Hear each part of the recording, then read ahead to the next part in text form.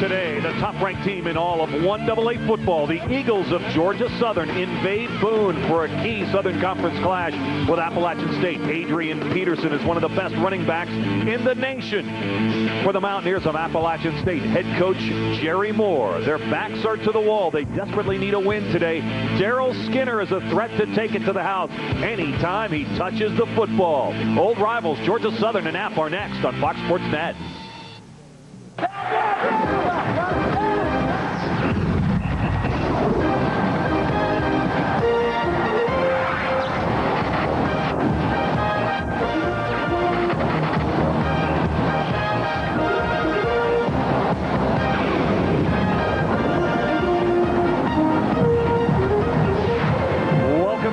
Kid Brewer Stadium in Boone, North Carolina on a perfect sun-drenched October afternoon. We're ready for Southern College football. The Georgia Southern Eagles, #1 in the nation in 1AA, taking on the Mountaineers of Appalachian State University.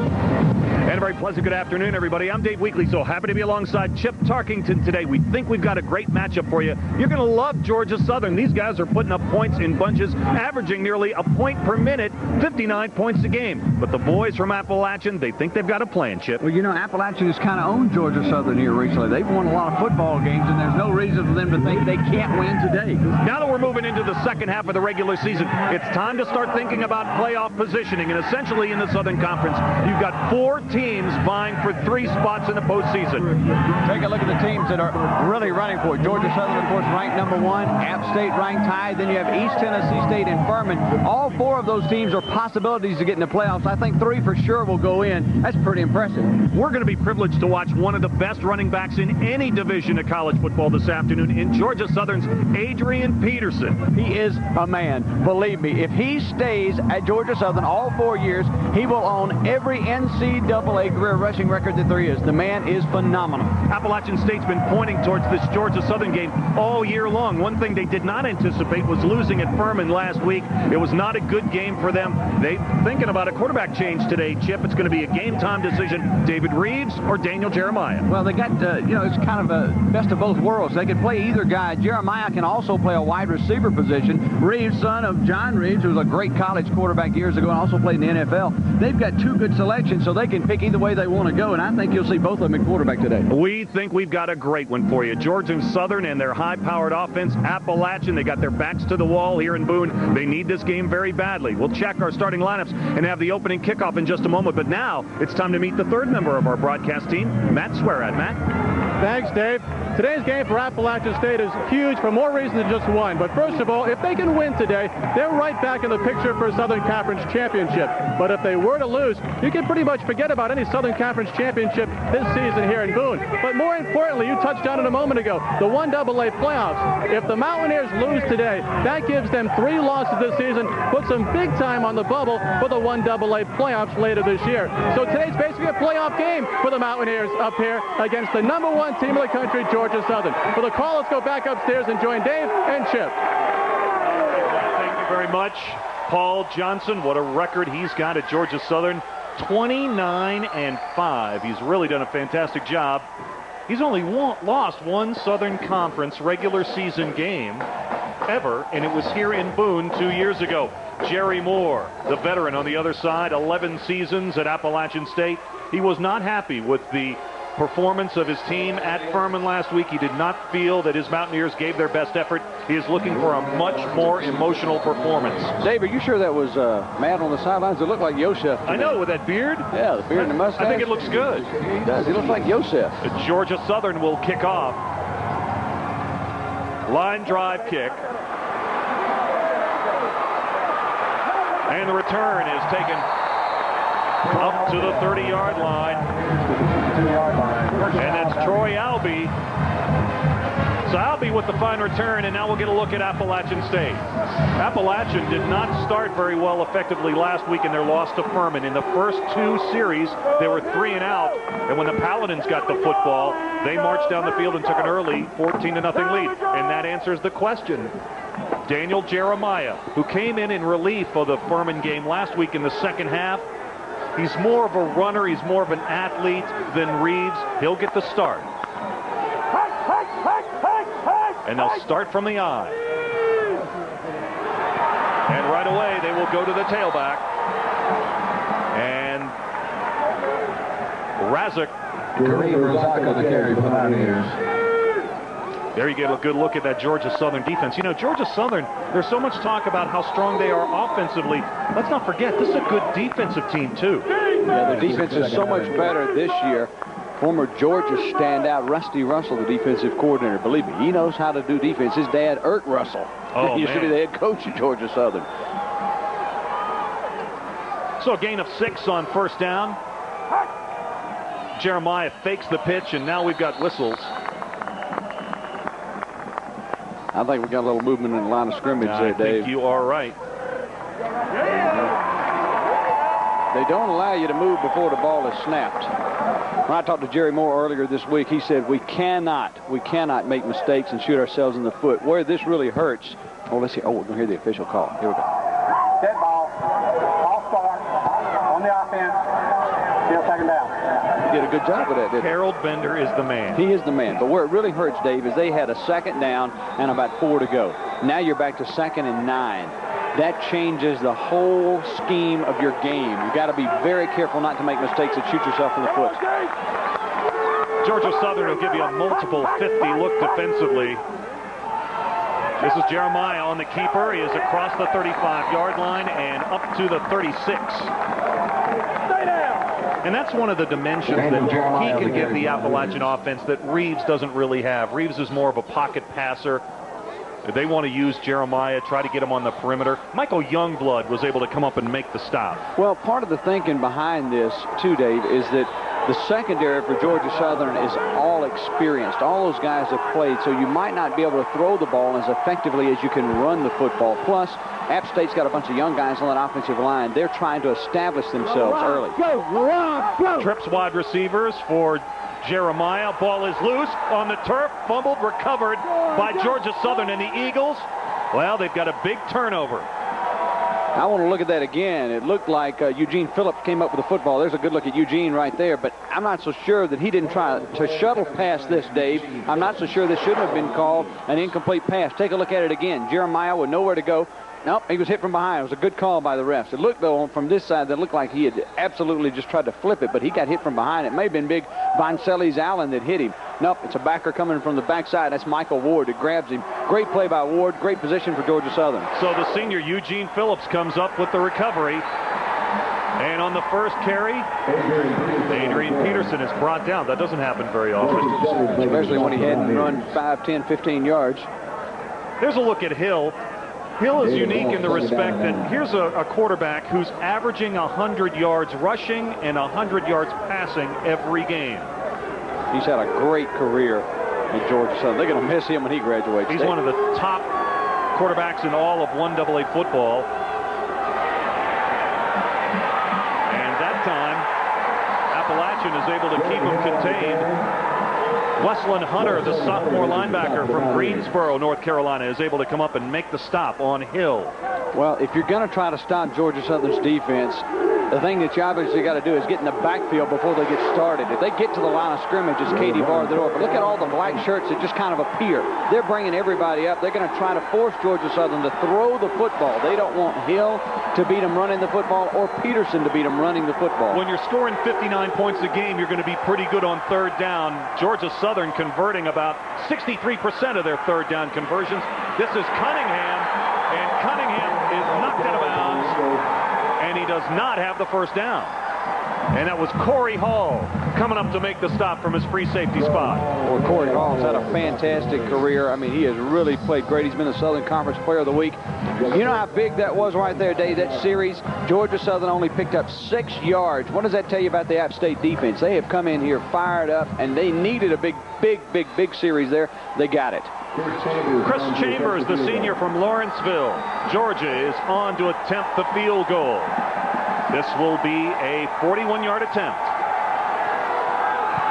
On the way, no good.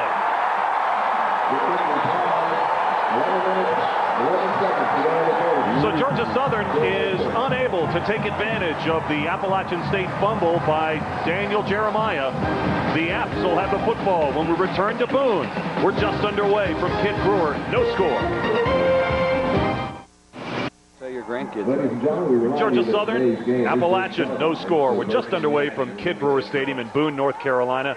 Dave Weekley, Chip Tarkington, and Matt Swearad. Hope you're enjoying the action on just a beautiful day for football in the high country. 1st and 10. And Appalachian State is able to find some running room right up the middle. And it's Karim Razak. We'll take a look at this again. They're just lining up and coming straight ahead, pulling a little guard through there and saying, hey, find me a linebacker. And that's what he's looking for. Let me tell you how big that App State defensive stand was, Dave. The Georgia Southern Eagles have 14 turnovers on the season. They have turned 12 of those into touchdowns. That's over 85%. They come away with no points. Huge momentum for App. 2nd down and 4 for the Apps. The pitch to the tailback. Razak again. And he is across the 35 up to about the 36-yard line. Near the 37-yard line. Last week against Furman, had 111 total yards, 58 rushing, and 53 passing. 1st down, 9 years. 1st and 10 for Appalachian, and that's what Jerry Moore wants to hear. They have got to find a way to keep the football away from Georgia Southern. I mean, these are guys that have scored 40 points or more 10 consecutive games.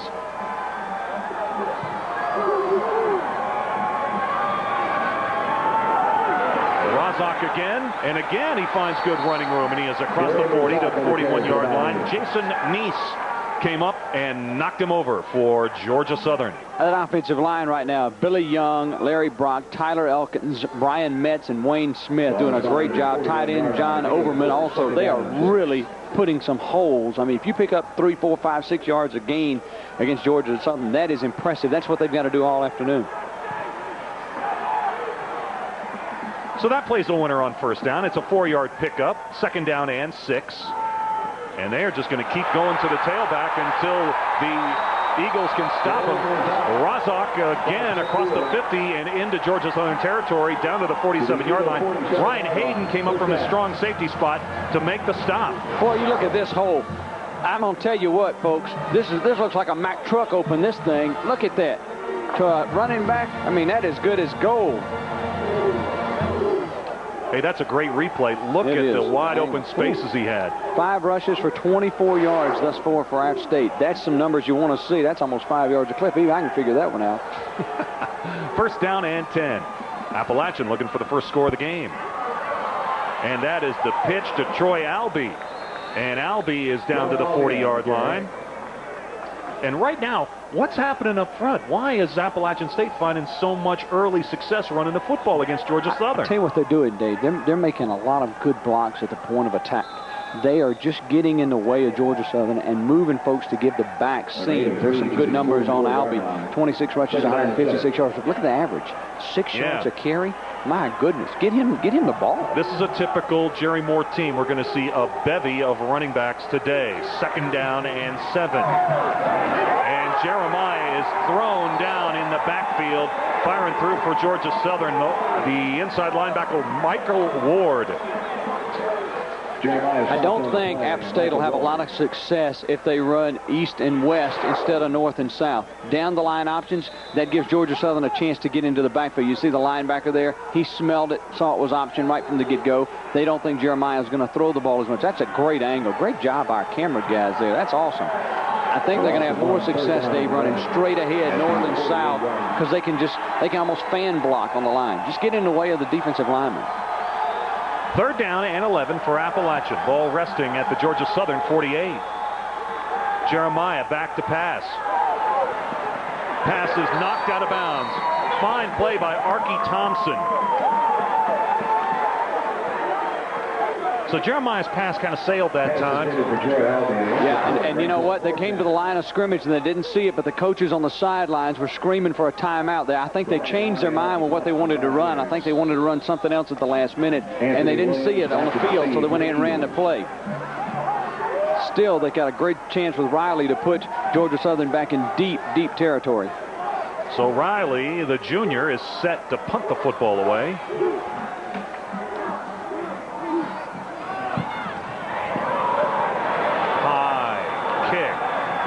Inside the 15-yard line, a fair catch is called for at the 12. Fair catch at the 13-yard Anthony line. Williams made the fair catch. And now Georgia Southern will go on offense. And unlike moments ago when they had the short field following the fumble recovery off the dropped football by Jeremiah, now they're going to have to march the length of the field. This drive will begin at their own 13-yard line.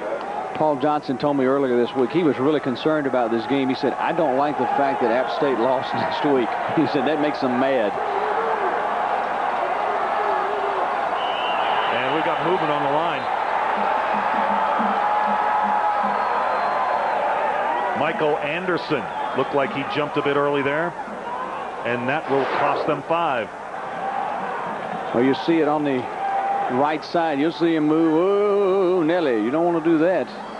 Well, there's some young folks on this Georgia Southern offensive line. That's been one of their concerns. Despite they've been scoring a lot of points, there's some young folks on the offensive line. There are only 2 real veterans on that offensive line. And yeah, but those guys are good. Those guys are good, yeah. Rich McGrath over at the left tackle spot, and then the All-American at right guard, Mark Williams. M&M boys. 1st and 15. Line of scrimmage is now the 7. And the pitch goes outside. And that is Sherrard Freeman on the carry. And Freeman is rudely brought down to the ground by Remy Awolowo. He's really come in and played great for App State. 5'11", 190-pound sophomore. A lot of folks have challenged him since, he's a new starter. Really hadn't played much until this year. But look at him. He's right there. There's a bunch of black jerseys over there. App State is really getting to the football. Well, no question. This is quite a challenge for their defense, for any defense. 2nd down and 11. Hill gets out of the pocket, and that's bad news for a defense, and he spins his way up to the 19-yard line. Greg Hill on the carry. That is a dangerous situation for any defense when Hill is able to escape the pocket and get outside the containment.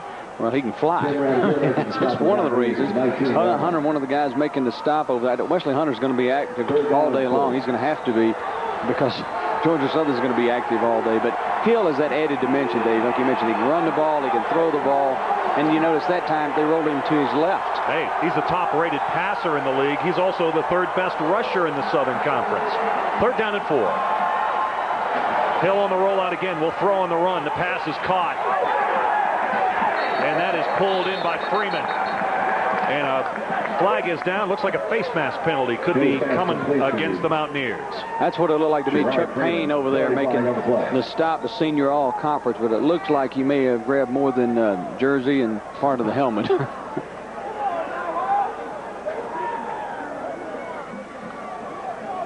That was the initial indication. Personal foul. That's pretty good. Yeah, you got that. Here's another look.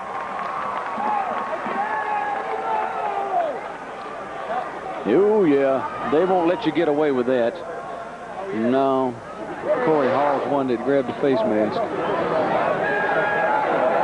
Personal foul. Face mask. On the defense. 1st down. Those will kill you. Yeah. Especially even though he had the 1st down, but you tack on the 15 on top of that, and all of a sudden now look where Georgia Southern's got the football across their own 40. Yeah, at the 41-yard line, in fact. 1st and 10 for Georgia Southern. Quite the spin by Hill. Now he's got nowhere to go, and he is dragged down in the backfield for a big loss. Matt Halbert. Halbert came up from his defensive line spot and made the stop. A senior from Marietta, Georgia. Well, the same thing we talked about with Appalachian State may be true with Georgia Southern. They're going to have a hard time running these options, and this was a reverse option. But look at all the black jerseys that are way past the line of scrimmage. They may be better off running north and south, too. Both of these defenses are very aggressive in trying to get in the backfield. Jimmy Freeman just stopped that play with his great penetration. 2nd down and 17. And there's the A-train, Adrian Peterson. Adrian Peterson on the carry. Peterson is just an amazing football player. He's going to be looking to extend his NCAA record streak of 100-yard rushing efforts to 22 games today. He averages 180 rushing yards in Southern Conference play. And you know what? This guy's at, get this, Chip. This guy is winning the Southern Conference Offensive Player of the Week award about 67% of the games he's played in. And not playing the full game. Yeah. Can you believe he got out of that? Hill takes it all the way up to midfield, and he's going to be ruled down. No fumble. Hunter thought he was off to the races. Thought he'd already looked at his touchdown stride. Yeah. Oh, man. We've got to look at that one again, but what a play by Hill, just getting out. What a magician. What a magician. You know, if you're a defensive lineman, that's frustrating. My gracious, you think you've got him bottled up, and no, there he goes. Now you got a 4th and short. Do you go for it? Here it is again. Watch the magician work. 1, 2. Okay. Knock me forward. Jeff, how's this for confidence? You're going for it on 4th and 1 on the road inside of the first quarter on your side of the 50. Or are they? I don't think so. No, they're not. So Hill will burn the first of Georgia Southern's 3 timeouts here in the first half. They were just hoping to draw Appalachian offside. They'll punt the football. Maybe. They may still go for it. They may have called the timeout just to see. Back with more from Boone in a moment. No score. And Jerry Moore, one of the best coaches in 1AA football. And he has got his hands full today, trying to contain powerful Georgia Southern. They are going for it on 4th and 1, and they have got it. Peterson right over the top, and he made it look easy, didn't he? If you get him in the backfield, you got a pretty good shot at it, and you only got a yard to go. They did bring in a little jumbo-looking offense, but this is nothing but straight ahead here. Just everybody block straight ahead and let Peterson dive over the top, and that's exactly what he was doing.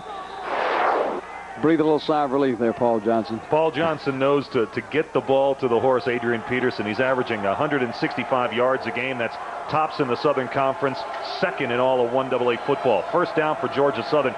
There is Peterson, and Peterson is able to slip 1 tackle, but he's brought down at the 46-yard line after a gain of 2 yards. Tim Ramsor came up from his middle linebacking spot and made the stop for the Apps. You know, he's been a great addition. He was a transfer from NC State, Ramsor was, and when he first came here, they weren't sure why he didn't work at NC State. They thought, my goodness, this guy's a football player, and it took him a little while to adjust to the system here. Now he's adjusted, and he has really become a big-time player. He was the national 1AA Defensive Player of the Week 2 weeks ago for his efforts against East Tennessee State. 2nd down and 8. Hill on the play action. All time to throw. Now guns the football. The pass is caught, dropped. Is that a fumble? Yes, Appalachian's got it. The pass was completed to Freeman, and he coughed up the football. Awolowo, Johnny on the spot. He has 3 interceptions to lead the Apps, but here he comes up with a fumble recovery, and the Mountaineers have the football. Boy, this is a great defensive play. Now look at all the time Hill's got. He's looking. He finally sees an open man, but then here comes the strip. What a play by Awolowo. Good gracious. Makes the strip and then gets the fumble, Dave. That's an A. Give him a gold star on that rascal. Look at that. Make the strip, get the ball. All right, so here we go. Appalachian will try to take advantage of the turnover. This is Jeremiah on the rollout. The pass to Skinner, caught, out of bounds at the 48-yard line at Georgia Southern. That is a first down. And I like that call. Jeremiah, we know, can run the football. Get him outside. Of course, Skinner's going to catch it if you throw it near him. He's averaging 12.8 per catch. But get Jeremiah out on the corner so it makes some pressure on the Georgia Southern defense. He can tuck it and run it. If he's got a man open, he runs the football. That's a good call.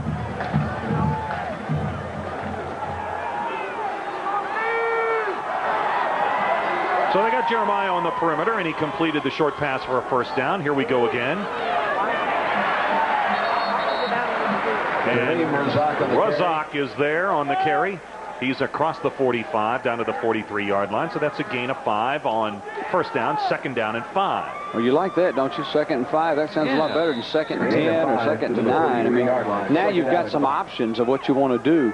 App State is coming here with a great game plan against Georgia Southern. Now think of this. Georgia Southern's had the ball twice. They have missed a field goal off of a fumble. They've gotten a fumble off a good defensive play. So their defense is playing like they need to play to give them a chance to win.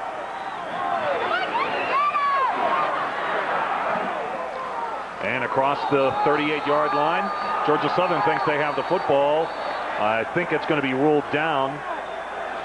And App will keep it, and yes, they will. Razak again on the carry. And he's turning into be a real workhorse here in the first half. Out of the 39. Well, they got a couple of backs that they can run. Look at this again. Here's the replay time, so you can be the judge. Fumble, no fumble. Knee down. Looks like it's close there. Knee may hit. As soon as the knee hits the ground, Dave, it's down. So the ground can't cause a fumble. So you just have to watch where his knee is hitting. I think his knee may have been down. The ball did come loose, but I think the knee may have been down. Anyway, that's one of those calls. That's very tough for an official there. 3rd down and 1. At the 39-yard line, Jeremiah. The pitch. Rozak around the corner. Knocked out of bounds. 32-yard line. That's a first down. Archie Thompson bumped him into the bench area. But Appalachian's moving the football. And as he goes out of bounds, that stops the clock with 1:30 left to go in the first period. No score. Well, App has done a couple of things on this drive. They've changed it up. Little counter option is what this is. Jeremiah gets to the corner, sees it. The defensive back comes up. He obviously makes the pitch, but they've set up this option by running straight ahead. Look at the number of plays they've run straight ahead, and now they can run a little more option that they were having trouble with early in the game. This is an important drive for App. If they can put points on the board, that would be huge. Appalachian's fallen behind early in their last 2 games. Nowhere to run as the ball carrier is stacked up near the line of scrimmage. Rozak again. So it'll be 2nd down, and we'll call it a long 9. This is 7th carry, about 41 yards. That's still a pretty good average. You know, Appalachian's had problems scoring points in the first quarter. They've been outscored in the opening period 37-14. Yeah, but they've been great second and third quarter. Yeah, their second and third quarters are awesome, but right now we're inside of a minute to go. And Georgia Southern, they're averaging about 14 points per quarter. They got a big goose egg up on the board. Jeremiah on the sprint out. Gets around the corner. He's going to tuck it and is going to get out of bounds at the 25-yard line. Hayden, the strong safety, raced him out of bounds. But look at the gain again on first down. Nice 5, 6, 7, almost 7 yards on the play there by getting him to the corner. Watch this from the end zone. Look at this. You're going to see what Jeremiah sees. Look at how it opens up out there. You see all this? That's like milk and honey right there. Run. You better tuck that ball a little better, though. Yeah. Looking a little loose there. 3rd down and 3. A loaf of bread. Albee right up the middle. And he is cracked as he crosses the 22-yard line. He is close to a first down. I think he may have it. Depends on where they spot. It's one of those left and right foot spot things again. Archie Thompson, one of the guys having to come up and make the tackle. A chain gang time. So you see Appalachian preferring to go to the ground. Jeremiah, I think, is more comfortable doing that, and it eats the clock. Yep. Makes Here's a shorter game. Well, they didn't give him as good a spot as they looked at originally, so he may be a smidgen short on this after I thought he had it. He's going to be a smidgen short. I thought he was going to be that. He got the left foot spot instead of the right foot spots. You think that doesn't matter. Some of those referees got big feet. It matters. And now this crowd at Kid Brewer is getting into this game. Well, they've had some great crowds this year, and they got another good one today on the home side. I mean, they are really packing them in here. There's a good look at them. These students are fired up about this game. And a lot of folks made the trip up from Statesboro for this game. 4th and a yard. The Apps are going for it. Jeremiah. That initial surge may have gotten the first down. It's going to be close. Whew. Look at that spot. It is going to be close. That was Jeremiah, the carry for the Mountaineers. Well, if it's the guy on this side spot, it is really close. Now, he gave him a right foot spot on the near side, so that would be the best way you could get spotted. The chain gang loves this. I know. This is TV time. Yeah, they're getting lots of airtime early in this game. I think he's got it. Maybe not. No. No, Georgia Southern holds. No. So Georgia Southern holds on 4th down. Hey, we got some early drama in Boone. Appalachian. Georgia Southern, no score. Paul Johnson and his Georgia Southern defense able to come up strong there to hold Appalachian. And now the Eagles take control, 1st and 10 at their own 22-yard line. That's Peterson, and man, he gets into the hole fast, down to the 24-yard line, and that is going to do it for the first quarter of play. So Georgia Southern, they're on the road where they've won 15 consecutive league games, but they're not used to being kept off the scoreboard, but the Apps have accomplished that. Head back to Boone with us in just a moment. No score. Georgia Southern, Appalachian State. Southern Conference football this afternoon on Fox Sports Net. Surprisingly, no score as we begin the second quarter. Hill keeps it and is brought down just shy of the 30-yard line. And that was Corey Hall coming up to make the stop for Appalachian. You know, Georgia Southern, Chip, in the last 2 games has scored a combined 132 points. They put 70. They hung 70 on Western Carolina last week. They're not used to being in a game. In fact, the only close game they've played all year was at Oregon State. A great game that the Beavers won 48-41. Hill. Oh, he is so slippery. You have got to be so careful, and you got to try and contain him if you can. Greg Hill on the carry to the 35-yard line. Justin Seaburns was there to make the stop. Total yards in the first quarter. Georgia Southern 56. App State was 73. 2 big turnovers, though, for Georgia Southern.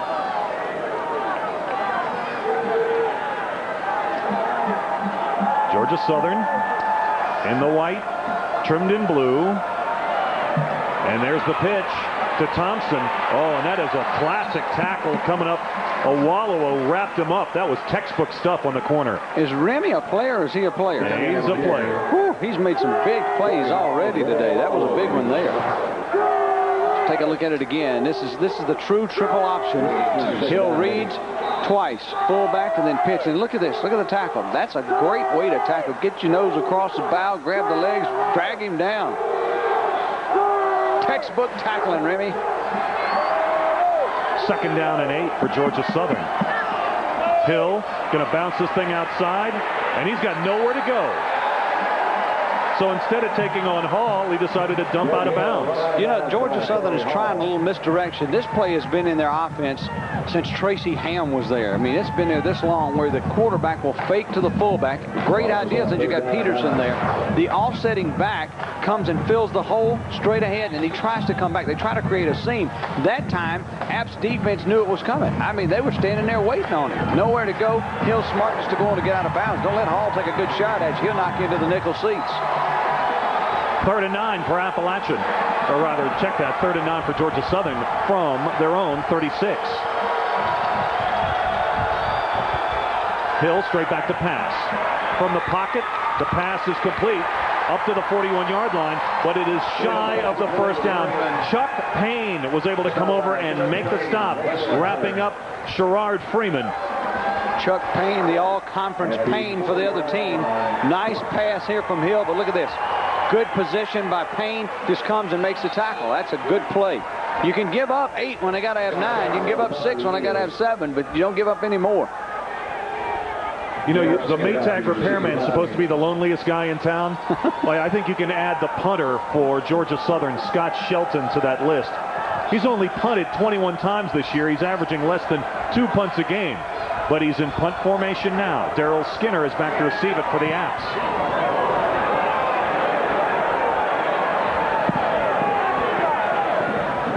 And he got a good bounce on that one. And he puts it out inside the 20. That'll look good on his stats.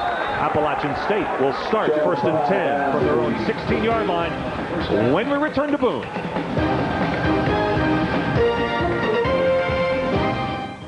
To go first half, Georgia Southern, number 1 in the nation, and Appalachian scoreless. College football Saturday coming up tonight at 7 o'clock Eastern Time. From Conference USA, the UAB Blazers and the Cincinnati Bearcats, or Iowa State, the Cyclones, take on the Missouri Tigers. That's tonight at 7 on Fox Sports Net. Kareem Razak on the carry. And on first down, the carry up to the 20-yard line. Up to the 21. For Zach again. I mean, they're just handing the ball, letting him run. Hey, Chip, you know, we thought it was unusual that Georgia Southern didn't score in the first quarter. That's the first time they've been held scoreless in the first quarter in a span of 22 games. First time that's happened since December 6, 1997 at Delaware in a playoff loss. How much more even do you get on those numbers there? Rush pass after the first quarter is exactly the same 0-0 score. Jeremiah rolls, flag is down, passes out, and it is complete. That's Daniel Wilcox, but this one may be coming back. I think we've got one of those tacklings, not even holding. I think it's a tackling back here. Let's head down to the field and Matt Swearad. Matt? Hey, thanks, guys. You touched on it earlier that Paul Johnson, the head coach of Georgia Southern, was worried today because Appalachian lost to Furman last week. One of the reasons why they couldn't stop the running game of Lewis Ivory, the Furman running back, who rushed for 135 yards and 2 touchdowns, both over 16 yards on the TDs. But today they've really risen to the occasion against the best running team in 1AA football, Georgia Southern. They're holding Greg Hill and Adrian Peterson in check. So pretty good defense so far for the Mountaineers. On an injury note, ASU's offensive tackle Billy Young is out for the rest of the game with a sprained left foot. Matt, thanks for the update. And Matt, you make a great point about not being able to stop Furman's running attack last week. Here's another look. Let's see if we can pick up the penalty. Well, I'm not so sure it wasn't right there, but if it's nowhere else, it's right here in the middle of the screen. You're not allowed to tackle. See, you see the jersey when the 9 moves all the way across, and that's Big Voncelli's Allen. If the 9, you can only see one of the 99s on that big body. I got news for you. Somebody's got a whole lot of jersey. Yes. Just to embellish what Matt was talking about Furman's rushing game, last week they ran up 300 ground yards against App. Today, Georgia Southern features an attack that leads the nation in ground yardage, 460 yards a game. So on second down and 15, Jeremiah goes back to pass. And, you know, right now he's thrown into the wind, and I think that may have affected that pass that was right in front of the Georgia Southern bench. Incomplete. It's third down and 15. Well, we're going to, probably during the day you'll see a panoramic view. This stadium is really cut into the side of a mountain. It is gorgeous, but you can get some very odd winds that come through here, and they could absolutely lift here. Oh, man, look at this. The cameras, the guys are so good. I know they're right into the mountain, and it makes a swirling wind and a lifting wind. It'll lift a ball like you won't believe. How do you like that new video display board they have here? We're going to get a shot of that a little bit later on. Third and 15, out of the gun. Quarterback draw. No, not this time. Not this time. Eugene Phillips. Phillips has played a big role in this game. He already has a fumble recovery, and there he comes up with the sack. Well, that was a big sack. I think that may have been run all the way. Little low snap. Jeremiah gets it, but it looks like they were trying. Well, I want to say I thought Jeremiah was thinking run before he was thinking pass, because it looked like Georgia Southern was bringing some folks. So it may have been designed to be a pass, but he's thinking when he gets it, I'm looking to run. Well, you don't want to turn it over down there. You don't want to throw an interception and hand Georgia Southern an easy one. So Riley is back to punt out of his own end zone. That is a good kick under the circumstances. Driving Johnson all the way back to the 41. Did he outkick the coverage? Maybe he did, as he takes it out of bounds at the 38-yard line of Appalachian. Anthony Williams with a fine punt return. We'll see if the Eagles of Georgia Southern can take advantage when we return to Boone in just a moment.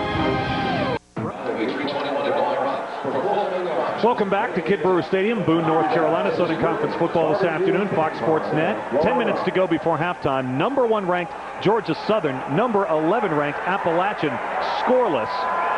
And on the punt return, an outstanding punt return by Anthony Williams. We had a late flag come in for holding, and that is going to negate quite a fine run back. Well, 2 things have just happened, Dave. And the odd thing is they dropped the flag on about the 30-yard line of App State. So they moved the 10 yards back. Now they've just called what looks like another penalty on top of that, because if it was from the point of infraction, the ball should have only been in about the 40, maybe the 45 at the furthest of App State. It's all the way back at the 33-yard line of Georgia Southern. So they have added another penalty. You see the officials are sitting there conferring about it. I'm not sure they didn't call a holding and then call a personal foul afterward, and Paul Johnson is livid. I can understand that right now. I don't know what all they could have been calling on that. They penalized him about 35, 40 yards on that. Well, it looks like the line of scrimmage is going to be the 37-yard line, and Johnson, he's hot. But I tell you who is not hot is Adrian Peterson. Did you see that graphic? 5 carries for 9 yards. He's asking, and I'm almost positive he's saying, isn't that the point of the infraction is where the penalty should have been called. Now, if they called something else on top of that, there's been no indication by the head referee, but it looks like they called another penalty on top of the first penalty. So I'm sure that's why he's questioned. You would. You got to ask questions. Absolutely, there. you want to know what's going on there. Heck, I want to know what's going on.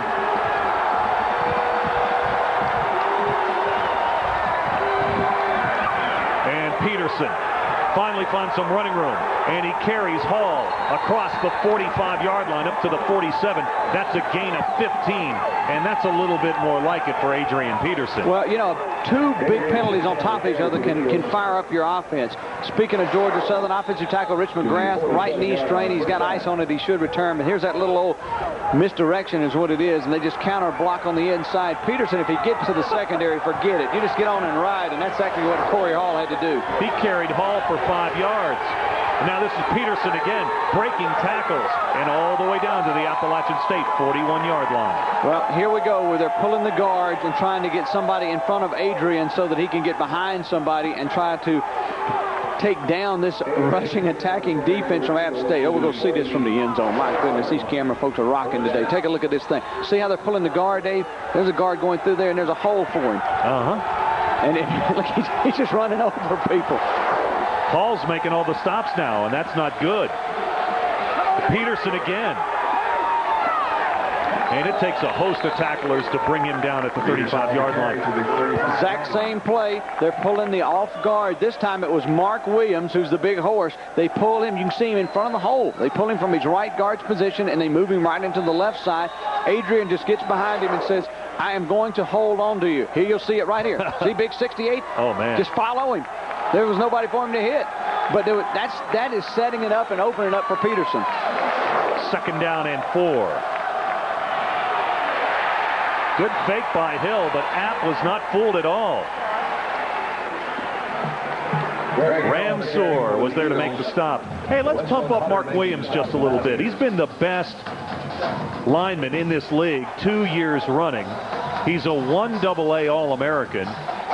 He's a legitimate National Football League product. Bench presses 450 pounds. And he loves Garth Brooks. And wouldn't you love for him to lead you through the hole? Yeah. He can lead me any day. Yeah, I'd follow that guy. Late pitch. Hill will keep it, trying to turn it all the way around. And he is dragged down at the 34-yard line. Severns was there to make the stop. And that's not exactly the way they drew that thing up. No, but that's having a great athlete. You see the guard pulling again to run the option. Nowhere to go. Look at all the black shirts. This shows you how quick Hill is. But watch Severns and Hall. Well, that was Hall. Yeah, it was Hall. It wasn't Severns. It was Hall. That was a fine play.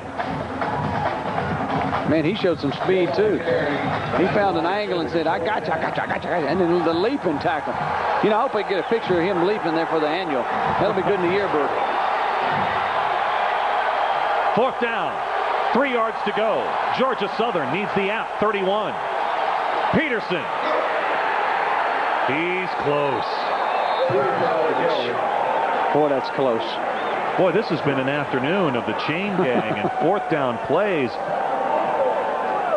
Well, that's the 3rd time the team has gone for it on 4th down. Who would have believed it? I mean, we're halfway home in the 2nd quarter. We're still looking for our first points.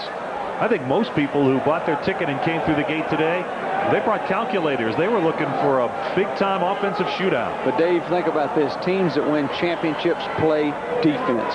Both of them today are showing you they can play defense. Both of these teams, outstanding teams. I tell you what, this is closer than a tick. He doesn't have it. No, sir.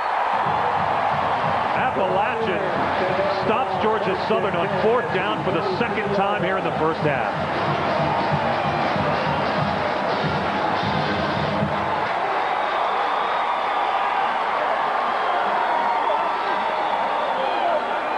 So another big defensive stand by Appalachian. You know, you think you got a 0-0 game, you got no highlights. My gracious, we could have highlights for a week. The emotions of this game have gone up and down like a yo-yo. Here comes Rozak. And that time, it was the Georgia Southern defense that flexed their collective muscles and brought him down after a 2-yard gain. Nice came up from his inside linebacking spot to finish the job. Oh, here's the ground. Here's the ground level. Look at all the white shirts now just appearing. Look at them all around there. I mean, there's a bunch of white shirts. They were there and in position. That's good pursuit. Nice did a great job that time fighting off the block from Brian Metz to come over and make the stop. Give him a gain of 2. It's 2nd down and 8. Michael Ward may have gotten his bell rung on that play. He kind of was a little bit gibberish walking off the field. They made a substitution. So Ward will leave the lineup momentarily. Clock running. Inside of 7.5 minutes to go till halftime. No score. Number 1 Georgia Southern and homestanding Appalachian. Albee spinning to the 35, but not much more. And it's again Nice right in the middle of things. Well, Nice just kind of grabbed him and tried to hold on and wait for the cavalry to come. Kiwaki Thomas also came up from his left corner spot to put his helmet in there. But you'll see Nice get in the backfield, and this is what Nice does so well, Dave. He gets in there and just does something. See the first hit? This is Nice right here, grabbing him and just hanging on and waiting for the cavalry. And then you see the rest of the gang, Phillips and so forth. But Nice stopped him up to where everybody could jump on board. Big 3rd down here for Appalachian. Georgia Southern, their secondary is a little thinner today. LeVar Rainey unable to go because of a hamstring problem. Now, Jeremiah is going to call a timeout. Probably a good one right now. Just a big 3rd down. And as Appalachian calls a timeout, we'll take it with them. No score. 6:30 to go before halftime from Boone.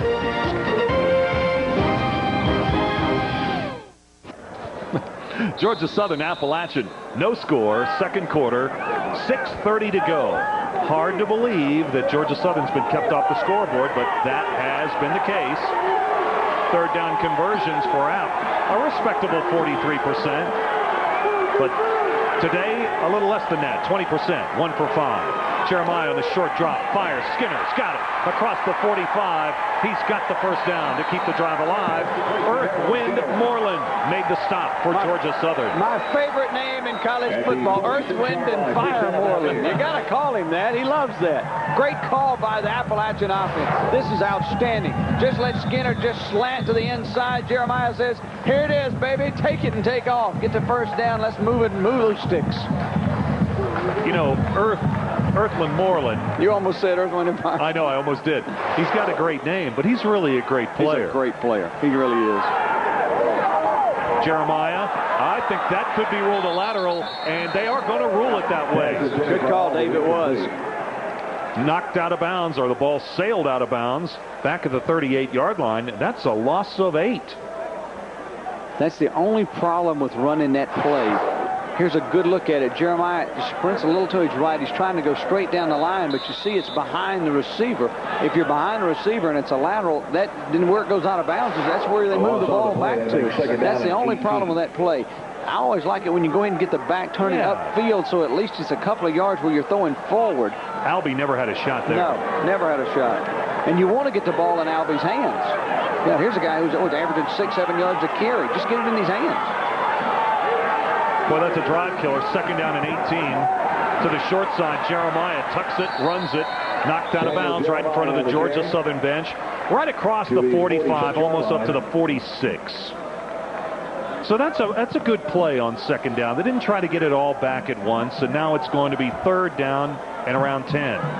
There you see Jeremiah's numbers. Brings up 3rd down and a bit more. He was doing it all last week against Furman. In the first half, he was lining up as a wingback. And then in the second half, he was playing quarterback. Well, he's a good athlete. Jerry Moore told me, he said, you know, we didn't realize how many things that he could do as far as catching the football. Can you imagine having him in the slot? You throw to him, he can turn up and throw it out of that. So his father is a nationally known minister, and his brother David plays football at Liberty. Jeremiah back to pass. The protection is good. The pass intended for Skinner. Incomplete. Skinner popped up and he was looking for a call on Moreland, but none was forthcoming. You know, if we get to see it again, I don't know if we will, but I don't think that was an interference call. I think it was pretty good defense by Earthwind and a pretty good pass. It just couldn't come down with it. Skinner just couldn't come down with it. Here it is. What great camera work, guys. Here we go. See, I don't think you can call that interference, Dave. You got to let the defensive back have a chance to get his hand and knock the ball down. I don't think that was interference. I think that's a good no call.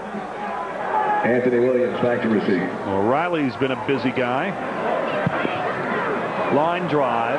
Williams will take it on the run at the 16. And now he's going to bring it back against the grain. He needs a block. And he is across the 25-yard line to the 26.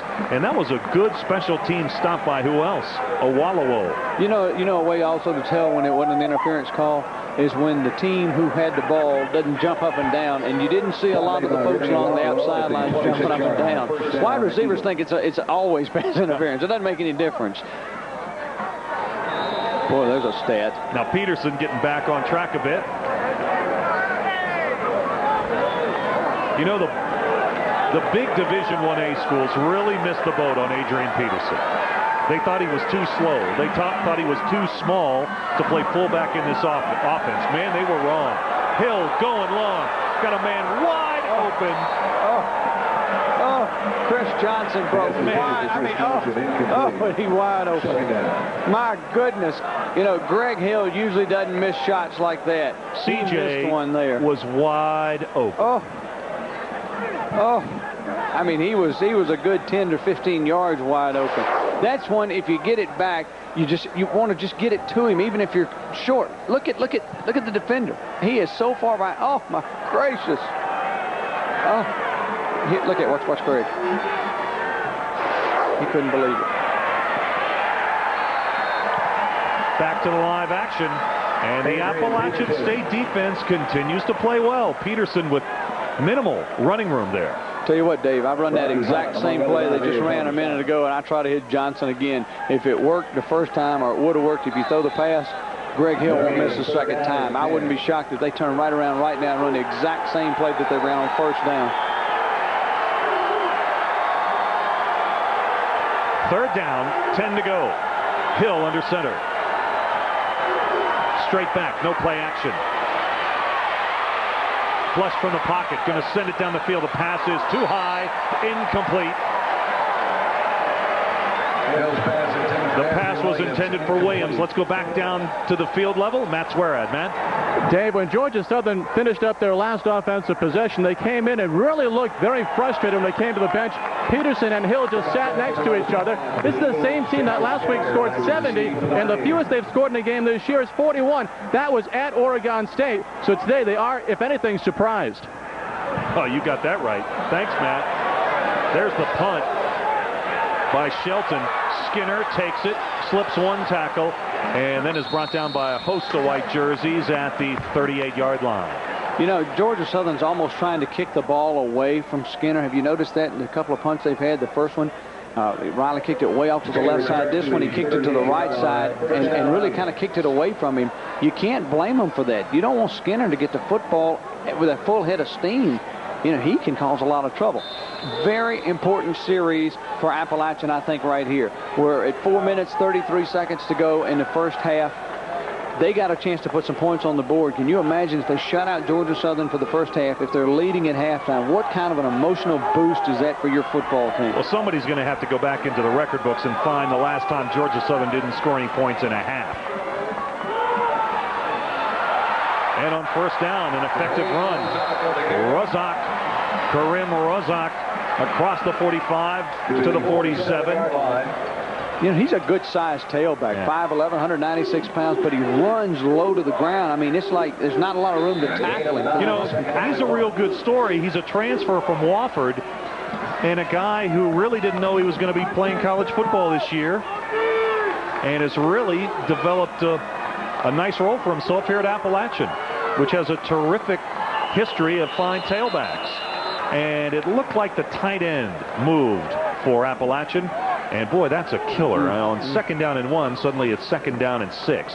Stop the clock with 3:56 to go in the first half. Hey, stay with us at halftime. We've got some interesting features coming up about the Southern Conference. We got some features coming up about the Southern Conference. Matt Swearad will have our halftime report today, so stay tuned at the break. You mean Yosef? He looks like Yosef with a beard now. He does. Second down and 6. Jeremiah on the fake. Running out of room. Sends it down the field, intended for Skinner, and he is out of bounds. Check that. That is not Skinner. Instead, it was number 7, Daniel Wilcox. I thought it was number 1, Skinner, but in fact, it was Wilcox trying to tiptoe the sidelines down at the Georgia Southern 30. Couldn't stay in bounds. Well, plenty of time here for Jeremiah, and good coverage. You're going to see the coverage. You can see the secondary. Tight end is open briefly, but then he's got somebody coming. And he saw Wilcox break, and Wilcox doing the tippy-toe trying to stay in, just out of bounds. Yeah, that was a fine effort. Yeah. Good effort. One of the things that's really been hampering Appalachian the last couple of weeks, they've had a lot of drop passes. Today, that really hasn't been a problem. Third down and 6. Jeremiah operates from the gun. Looking for a little screen. Albee. Oh, and that is a good tackle. Coming up to make the stop was Thomas. And if Thomas doesn't make that stop, Albee might be gone. Yeah, Kewaukee Thomas coming up from the corner position. I mean, he made a touchdown saver right here. Take a look at this. They really set up this screen nicely. Jeremiah's looking it off. Then he decides to throw it late. He waited to the last second to let it go. And if there's one block right there, he's off to the races. Now you got to punt it on 4th and short. If you punt it, I think they'll probably kick this thing. Yeah, I think they're going to be kicking as well, because now you've got the clock inside of 3 minutes to go. A good punt puts Georgia Southern back. 1 yard.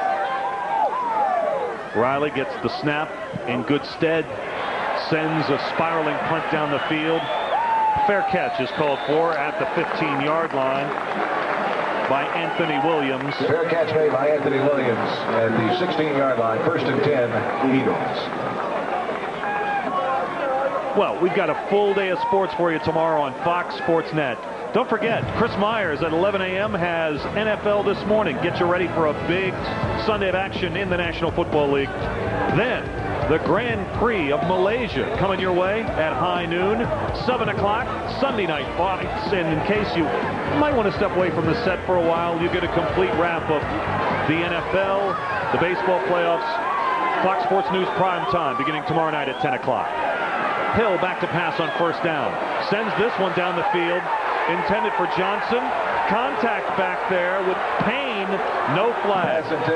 That's the play they ran on 1st down the last time, trying to get the wide open play. This time Payne said, I'm not about to let you do that. Are you kidding? He was staying way back. Johnson and Payne, not going to win that battle. But I told you they'd go back to that well. CJ's a little frustrated. I think that pass got up into the wind and it really held it up. This is Hill to Peterson. And Peterson, first of all, he had to make sure he had the football. And when he controlled it, that's when Hunter wrapped him up. The big game Hunter. Well, I'll tell you what, Hunter, has he not made some big plays today? All right, this is coming right into the living room. Look out, Aunt, Grandma's. Oh, boy, Adrian almost dropped the pitch. Woo! Peterson did the right thing, though. He took control of the football. That was first and foremost. You can't afford a turnover down here, especially in a scoreless game near the end of the first half. You know, this Georgia Southern spread offense, you would think they'd be prone to the turnovers, but that's really not the case. Hill straight back. Steps up, fires. Passes intercepted. Passes intercepted by Corey Hall. Corey Hall. Hey, no turnovers, right? The very next play, Hall came up with the fine play. Corey Hall read it. He read it, Dave, from the get-go. It's almost like he was watching Hill's eyes. He zeroed in on it and made a nice, this is a nice interception. Hill buying time, looking for somebody. Thinks he's got a man open. Look at Hall right there. Bingo. Now, flip the coin here. You got 1:45 to go, 2 timeouts. App State with a great chance to go into the locker room leading at halftime. 2 men split out to the wide side. Jeremiah with the handoff to the tailback, and there is just nowhere to go for Razak. Kareem Razak on the carry for the Mountaineers. Well, that's not all bad. He picked up a couple of yards on the play. We got another player coming off the field for Georgia Southern. Yeah, we've got an injured lineman coming off the field for the Eagles. Robert LeBlanc. LeBlanc is coming off. Looked like he was holding on to his shoulder and arm. We'll have to get Matt to check in on that. Clock is running, but you've got 2 timeouts. When they set it, they'll start it running again. But you got 2 timeouts. You don't want to give Georgia Southern any time back. There's a good look at him coming off the field. Second down and 9 from the 23. This is Jeremiah going to throw. Pass is caught. Skinner avoids one tackler. Still on his feet. Inside the 10. First and goal for Appalachian. Does Skinner know what to do with it right after he catches it? He did the old motorbike peel and spin. Watch him put the paw down on the ground and turn it and go the other direction. Hold on to that ball, Terrell. First and goal. What a nice toss and nice catch. Skinner doing something with it afterwards. Skinner is option number 1 when they want to throw the football. He's their leading receiver. Now with 30 catches on the year. First and goal from the 8. Razak. The surge is good, and he is brought down just shy of the 5-yard line. They're going to take a timeout here. Going to burn a timeout with 58 seconds to go before halftime. Good timeout here. You ran the ball on first down, picked up a few yards. You can set your next 2 plays if you need to, Dave. You still got 1 timeout left. If you decide to throw it, if you decide to run it, you can set up 2 plays even if you're going to run on second down and still get back to the line of scrimmage and still have time left. You know, Chip, one of the most impressive players in this game has been Jason Neese for Georgia Southern. Yep. He has just been terrific from his inside linebacking spot. He had his helmet in there again. Well, he's had to be. I mean, he's had to make some big plays because Georgia Southern's defense, the defensive line has not been as dominating as you might think. Neese, though, good player, 6 foot, 213-pound sophomore. He's a good football player, always has been. They knew he was going to be a good football player. He played a lot last year. Yeah, he's in his 2nd year as a starter, and he's really been rock solid for the Eagles. Well, he needs to be really rock solid here. Now I'm going to tell you something, that you may see something funky here on second down. They may run a little trickery here trying to get into the end zone. Clock is down, 58.3 seconds is where it sits on the stadium clock. You might see them try to throw the ball. That way the clock stops. Although I'm not so sure you won't see them run the ball again because they've had some success running straight ahead. They could have called 2 plays in the huddle there, not burn a timeout.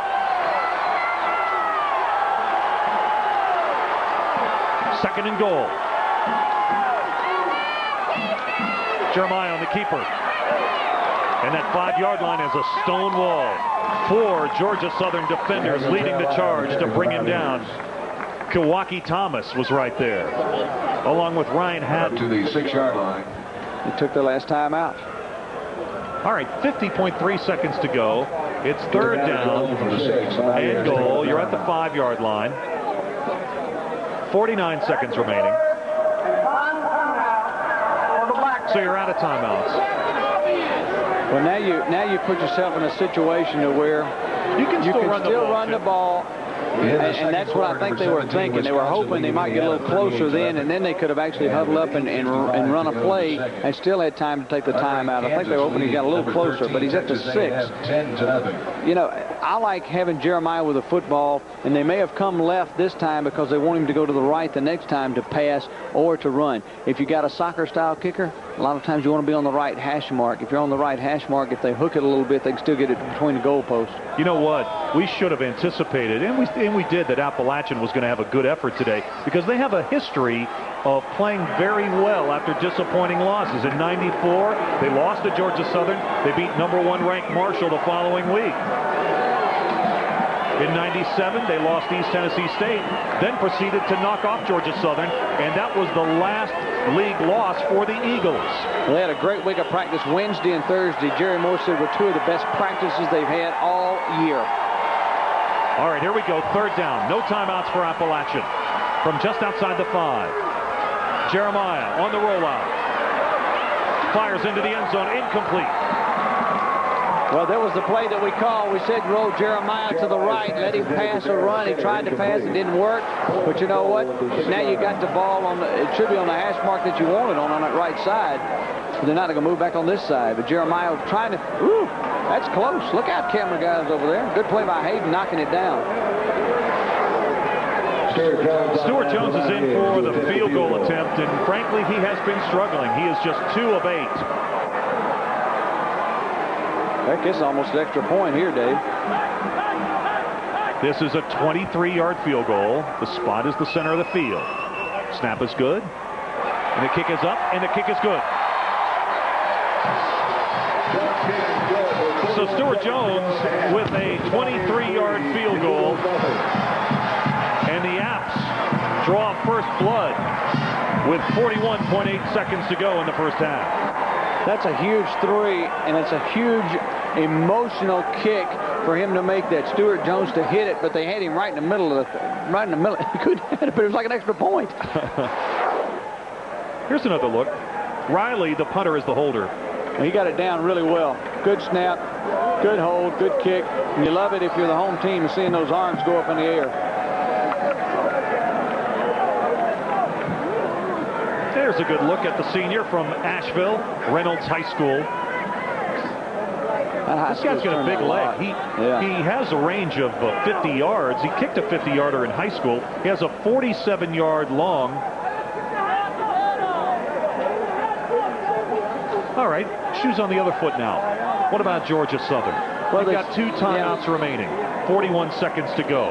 I think a lot of it depends, Dave, on what you do with this kickoff return, field position, and the other thing is you really don't want to turn it back around to where App's got a chance to have the ball and make a shot at throwing it at the end zone. Down 3-0 is a whole lot better than down 10-0. I was expecting a split kick, but instead they kicked the ball long. And the return by Williams breaks 1 tackle and is brought down at the 21-yard line. Williams on the return to the Eagles to the 20-yard line. So Appalachian now with a 3-0 lead. So following the interception by Corey Hall, that was a 6-play drive that covered 18 yards, just over a minute, capped by a 23-yard field goal by Stuart Jones. The first score of the game. It's 3-0. Appalachian leading number 1 ranked Georgia Southern. Formation says they're going to try to put some points on the board. Hill on the rollout. Looking long. Now he's going to tuck it. And he has got some room to run. Trying to turn the corner, and he is out of bounds at the 36-yard line. Just under 24 seconds remaining. That's where a veteran senior quarterback can make a good call for himself. He knew to get out of bounds was one thing, but the other thing, when he saw it break down, he knew back to the other side of the field it probably would be open. Look, everybody's coming to the right side. He goes, a lot of people over there, nowhere to throw it. Why don't I go back against the grain? He does that and just outruns everybody to the sideline, gets all he can. He gets out of bounds as quick as he can. Field level. Look at it. See all the white jerseys? You like your odds there. Yeah. Hill. Trouble. Dragged down from behind. Rocky Hunt. Yo, Adrian. Hey. Rocky. Stop. Hey, yo. And so Georgia Southern now, with 14 seconds to go, they've called a timeout.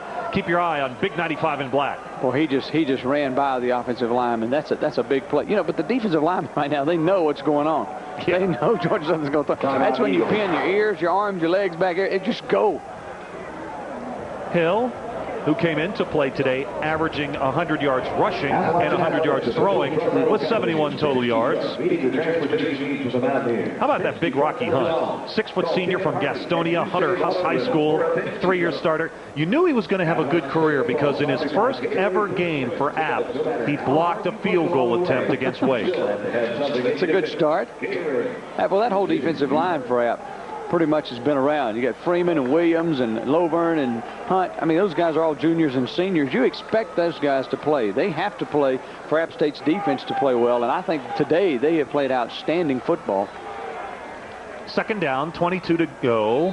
The ball resting at the 24-yard line. 14 seconds to go before halftime. Appalachian looks like they're going to take the lead to the break. Freeman coming screaming from the corner. The pass is to Peterson, and Peterson takes it across the 25 to the 26-yard line, and that is going to do it for the first half. Oh, wait a minute. Did they call a timeout? Yeah, they got it right before the break. Yep. Hill just did get it. So Georgia Southern calls a timeout with 1 second left in the first half. Yeah, they'll get one more play. They'll obviously crank it up and throw it deep. See, listen to the 1.8 seconds is what he's saying to put on the clock. He just got to him to get the time called. That is the last and final timeout for the White Canes. All right, so Georgia Southern is out of timeouts. They burn their third and final timeout. 1 second to go before halftime. Well, you know, if you take a look at football, the team normally with the most offensive plays will win the game. And when you got an offensive powerhouse like Georgia Southern that's averaging nearly a point per minute, you want to give them as many snaps as possible. Well, you just don't know, Dave. You know, miracle play here, you just don't have any idea. Yeah. Hill not from the shotgun. They'll go right to Peterson. And Peterson will be tripped down after a gain of 2 yards. And now the first half is over. And they love their Mountaineers in Boone. Well, you can see the big A for Appalachian in the end zone. You would have anticipated, Chip, that Georgia Southern would be walking all over the big A, but that has not been the case today, has it? Didn't Matt slide down that thing the last time we were here? You know what? It's a good thing that you're up here and Matt's down there, because you've been just taking shots at Matt. I mean, I remember when he did it. We teased him about Yosef. Yosef is the mascot for Appalachian State, and when he grew his beard, he looks like, I love Matt. He's the man. He did a great job for us at halftime. Hey, look, Matt did do a terrific job. Let's go ahead and break down some of the stats of the first half. And really what we anticipated was an outstanding ground attack from Georgia Southern, but that really never materialized. Look at those total yards. That is really hard to believe. Georgia Southern with one more total yard, but the turnovers, they had 2 crucial turnovers. And App State with 1, but the time of possession, you know, everything, if you look down there, Dave, if you look at it totally, it's almost dead even. I mean, you would expect it to be very close. That's why we got a 3-0 football game. But that's what I think is the biggest thing, the missing attack. Look at this graphic.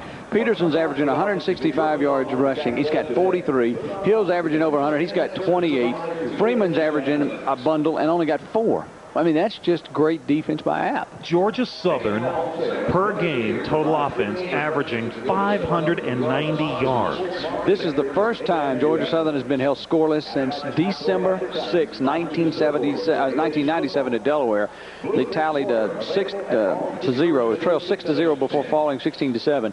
But in 97 here, guess what the score was at halftime? 3-0. 3-0 App State. All right, that's good stuff. We're going to step aside. We're going to return to Boone, Kid Brewer Stadium in Boone, North Carolina. Just a terrific day for Southern Conference football. Stay with us. We got the second half yet to come. Welcome back to Boone, North Carolina. Southern Conference football today on Fox Sports Net. Dave Weekly, Chip Tarkington, Matt Swearad with you. There's Yosef getting all loaded up for the second half of action. ASU, the Mountaineers, with a 3-0 lead on #1 Georgia Southern. The Eagles top ranked in 1AA football, but here in Boone this afternoon, App won the first half. They lead at 3-0. Chip, let's go ahead and take a look at some of the more interesting highlights of the first 2 quarters of action today. Well, obviously, most of the highlights are on defense. Yeah. First one comes out of Georgia Southern. Jeremiah trying to run the option.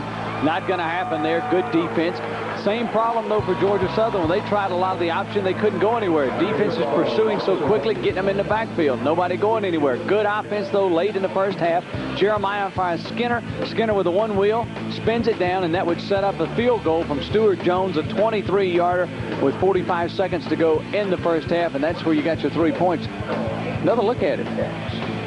How happy you think he is? Hey, he was looking for some good news. He's been struggling, but back here at home, he's all fired up. How about Mr. Jeremiah getting the start today? Daniel Jeremiah, the quarterback. His team's got the lead. He's getting loose. Now, there could be a trouble spot for Appalachian in the second half. Greg Hill, he's the man. You know, he really became the main quarterback for Georgia Southern when these 2 teams met back in 1997. Kenny Robinson broke his hand on the first play of the game. Hill came in and replaced him and did just fine. I mean, he ran for more than 100 yards, passed for over 100. But all people remember is the fact that Appalachian beat Georgia Southern on that particular night. Adrian Peterson trying to get loose.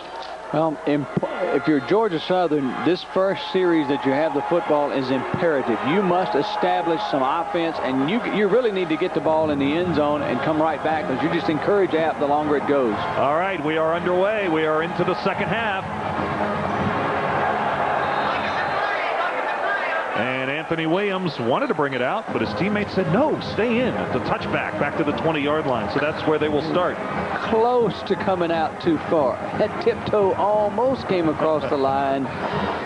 Good look at Paul Johnson and Greg Hill, and Paul's probably telling him, you know, Greg, I've been with you a long time, buddy, but we got to make something happen now. It's tough to be number one, isn't it?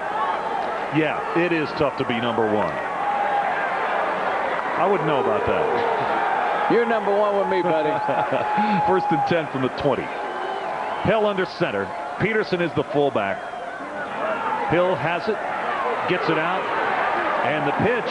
First carry of the day for Chris Johnson. They tried to throw the football to Johnson a couple of times in the first half, and Johnson came up with the carry.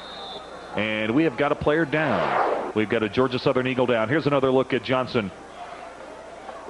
Because the option play, and you know, they changed the way they ran the option there. They ran it with the wide receiver instead of the slot back. It looks like Tom Giles, the center, is the one that's injured, but they ran the different set that time. There's a good look at Giles. And they're looking at one of his legs. Looks like his right leg, probably an ankle or a knee. A lot of people want to blame the turf on all the knee and ankle injuries, especially what's happened in the last year or so. You can see he's a little ginger with that right side, but it's good to see a player get up and walk off under his own power. Hopefully he'll be A-OK. Yeah, they need him in the middle of that Georgia Southern line. He is also their primary long snapper. I don't know if we've got that play again, but I was going to go back to this point that this Georgia Southern offense, they usually run, the pitch person is usually the slot back, but their wide receivers are such good athletes they can run the option with the wide receivers. They just keep the slot backs in the slot.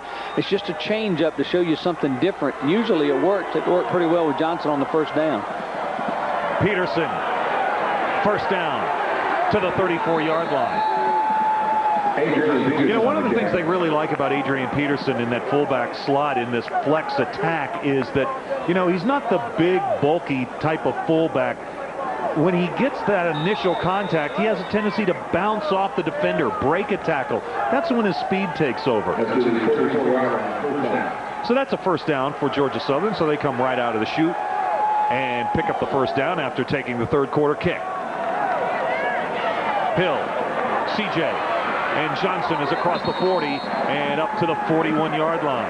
They're running it again, pitching it to the wide receiver, who becomes the slot back. Pitch man is what he really becomes. They keep the two slot backs in to block.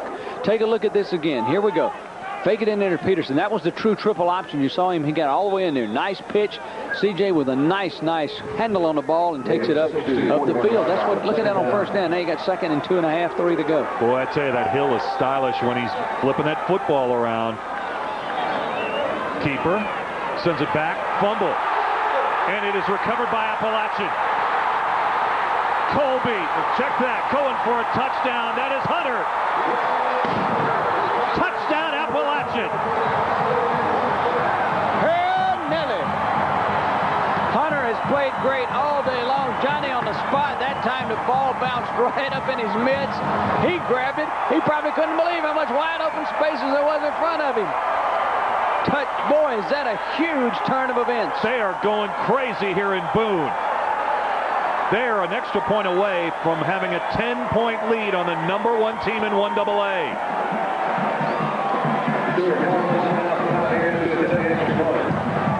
Stuart Jones is on to add the extra point. Riley, the punter, is the holder.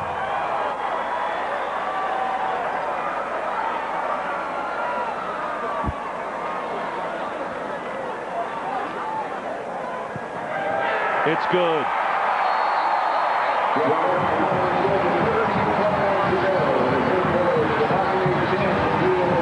Appalachian State.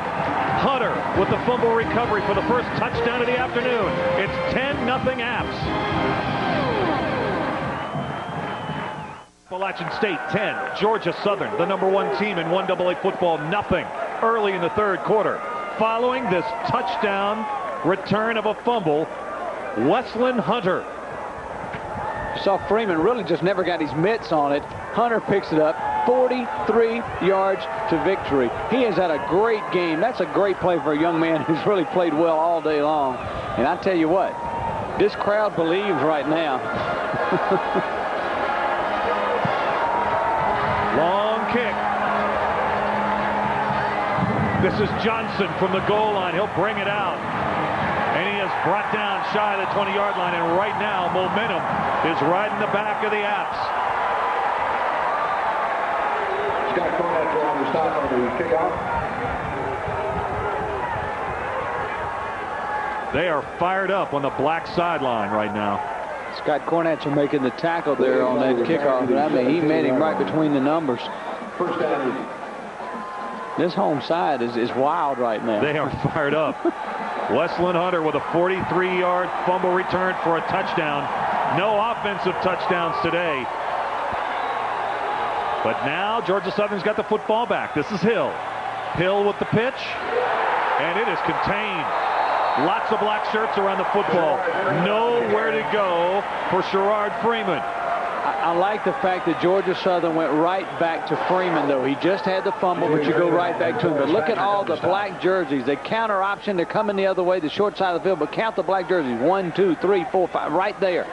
6 coming in. How about that? Freeman, meet Mr. Freeman. There's Hunter telling everybody about his touchdown. Looking for the oxygen. He's looking for people to tell about it. They better get him back in the game. 2nd down and 8.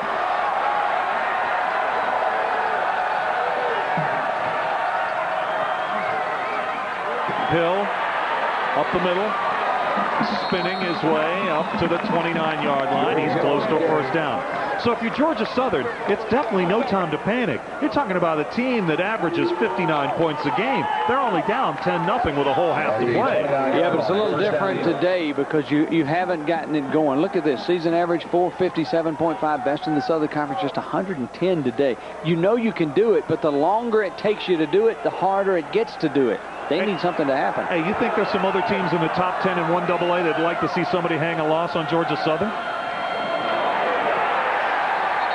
Johnson goes sprawling. Remy Awolowo was in there and tripped him up. Well, they found out the way to stop that option with not the slot back, but with the wide receiver. Take a look at this again. Here, oh, look at that. Look at where we got the cameras right here. You'll see the whole thing. There's the pitch. Look at Awolowo coming up there. You know what? Johnson wasn't going far anywhere. No, he wasn't. Awolowo doesn't make the play. There's 3 or 4 people right there. 2nd down and 8. Georgia Southern with the football. Trailing 10-0, 3rd quarter. This is Hill on the rollout.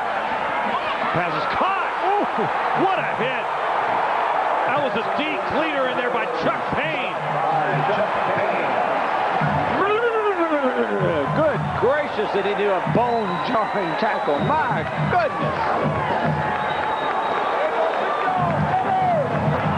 Andre Weathers doesn't know what hit him yet. Oh, my gracious.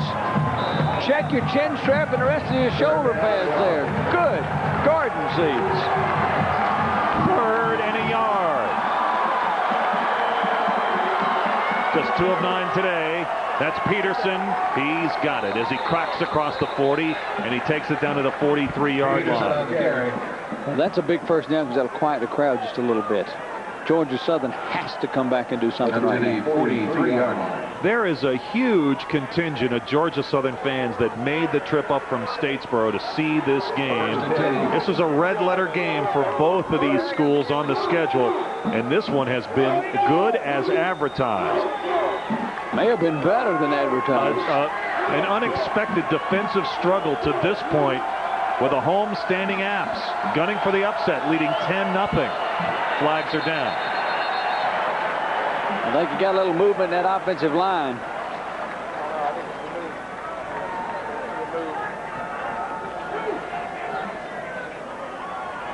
Yep. Come on, Mike, let's go! Let's hear that. I like to hear him call it, don't you? Dead ball. Ball start on the offense. Still first down.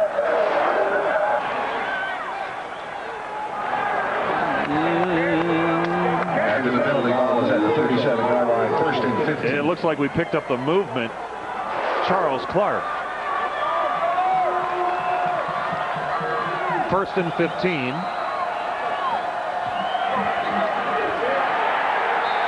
And just nowhere to go inside. Ramsour stepped in from his middle linebacking spot.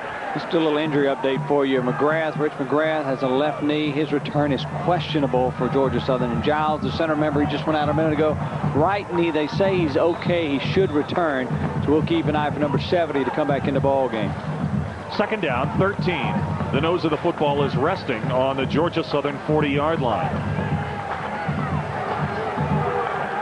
Georgia Southern trailing by 10, trying to get something going offensively here early in the 3rd.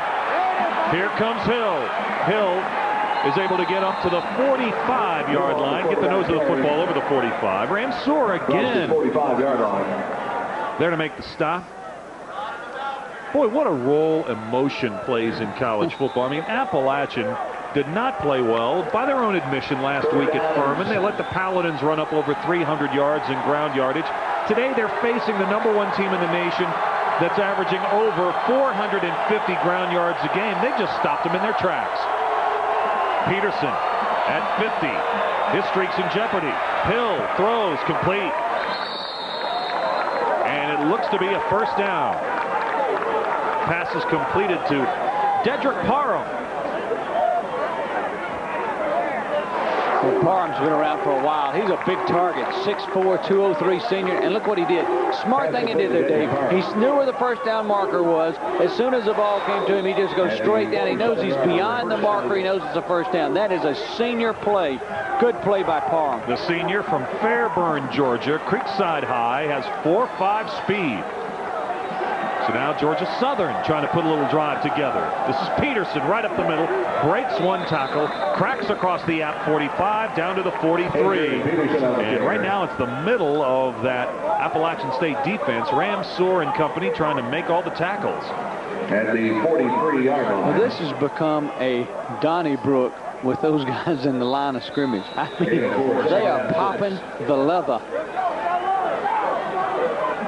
But have you noticed on this drive, Georgia Southern looks a little more together this series.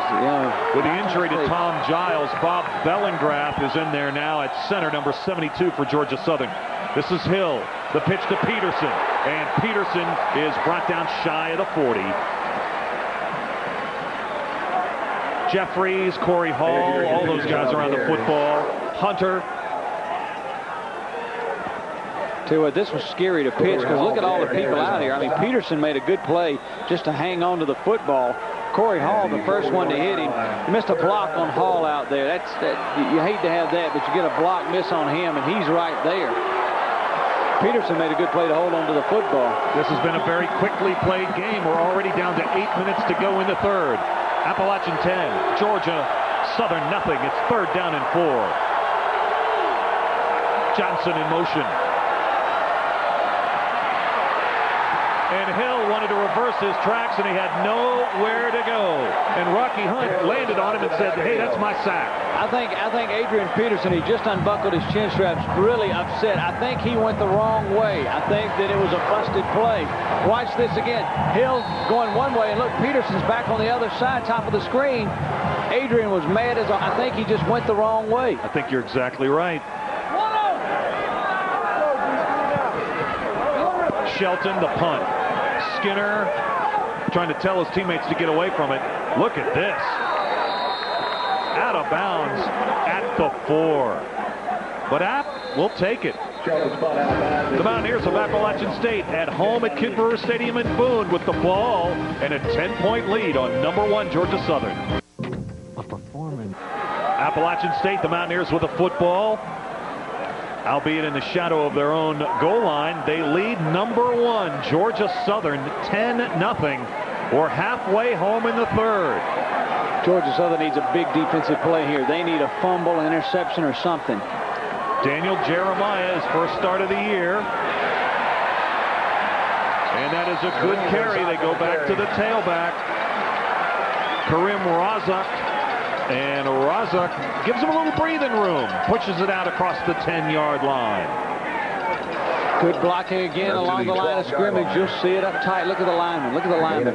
Just give him a little seam. Then he runs over 1.5 people. That's a great gain on first down of just about 8+. Second down, 2 yards to go.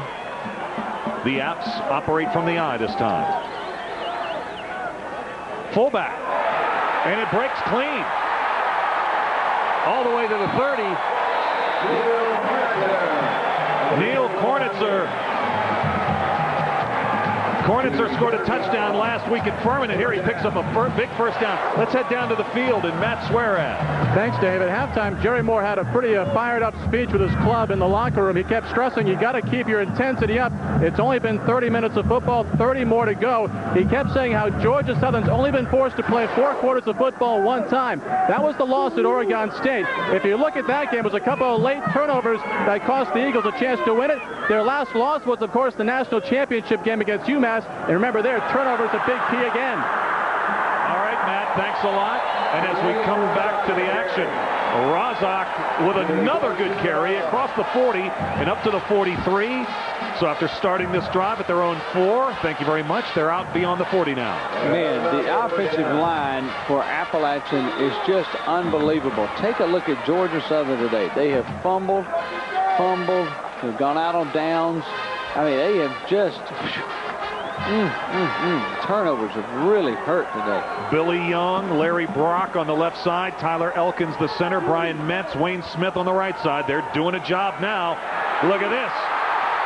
Russock dragged down from behind, but not until he reaches the Eagles' 27. Archie Thompson with a touchdown-saving tackle for Georgia Southern. Thompson and Haddon had to make the play, and both of your safeties having to make the play way down the field. Look at the line.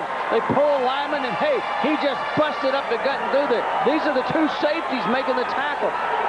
Dave, that's a nightmare for a defensive coordinator. But if both of your safeties are having to drag people down 20 and 30 yards down the field, my goodness, this has really been impressive by App State. First and 10 for the Apps at the Eagles' 27. Think they can sense it now? Appalachian playing with much more confidence. Jeremiah, the handoff. Albee, and he's got nowhere to go. Eugene Phillips put an end to that dream of going to the end zone right away. And we've got a Georgia Southern defender down at the 30-yard line. Well, Jerry Moore doesn't show a lot of emotion during the game, but I guarantee you inside he's busting loose. That's big 97 for Georgia Southern. Jamar Jones. They've been carrying a lot of people off the field. Sue and Janine under down Collins. I tell you really got to be impressed with this App State drive. I mean, they were pinned back at their own 4-yard line. If you're Georgia Southern, you think you got a chance with that. Hardcore football coming your way Tuesday night, 8 o'clock Eastern on Fox Sports Net. This is a good show. Very good show. Getting inside the NFL, and the guest, Forrest Gray. He could pull. Great player for the Packers, great coach at the NFL and the college level. Jones leaving the field under his own power. That's a good sign. Second down, 8 yards to go. Razak, the lone setback. Jeremiah on the keeper, 20, 15, still on his feet, inside the 10, down to the 5-yard line. I hope we got a replay of this, Dave, because they just telegraphed this, and Georgia Southern didn't see it. They lined up with an awkward formation to where it looked like they had student body right lined up over there. We were standing up here. I knew he was going to go the right side. They had a slot back and a tailback all cheating, and they know Jeremiah can run the football. Look at this. He gets some downfield blocking. Look at the lineman down the field. Almost takes it in himself. That's a great call. Look at all the people he's got. Razak leading him through there, and there's linemen down the boy. Look at that. That's great stuff. Good stuff for Appalachian. First and goal at the 5. The handoff goes to the fullback. Fumble. Ball's loose. Recovered in the end zone. Touchdown Appalachian. Manuel made the recovery. Luke Manuel scored the touchdown. Kornitzer coughed it up. Manuel collected it, and it's 6 for the Apps. Now, you're talking about a huge Huge turn of events. Georgia Southern punched it down to the 4-yard line. If you're Georgia Southern, you got to think, okay, we got a good chance here if we hold them and get it back to great field position. So they don't score any points, and then Appalachian takes it 96 yards and gets the touchdown. Fumbles the ball into the end zone to recover it. That's a 14-point swing if he hits his extra point. Luke Manuel makes the recovery for the touchdown in the end zone. The extra point by Jones is good. We've got a stunner in Boone. Number 1 ranked Georgia Southern trails Appalachian 17-0 late in the third.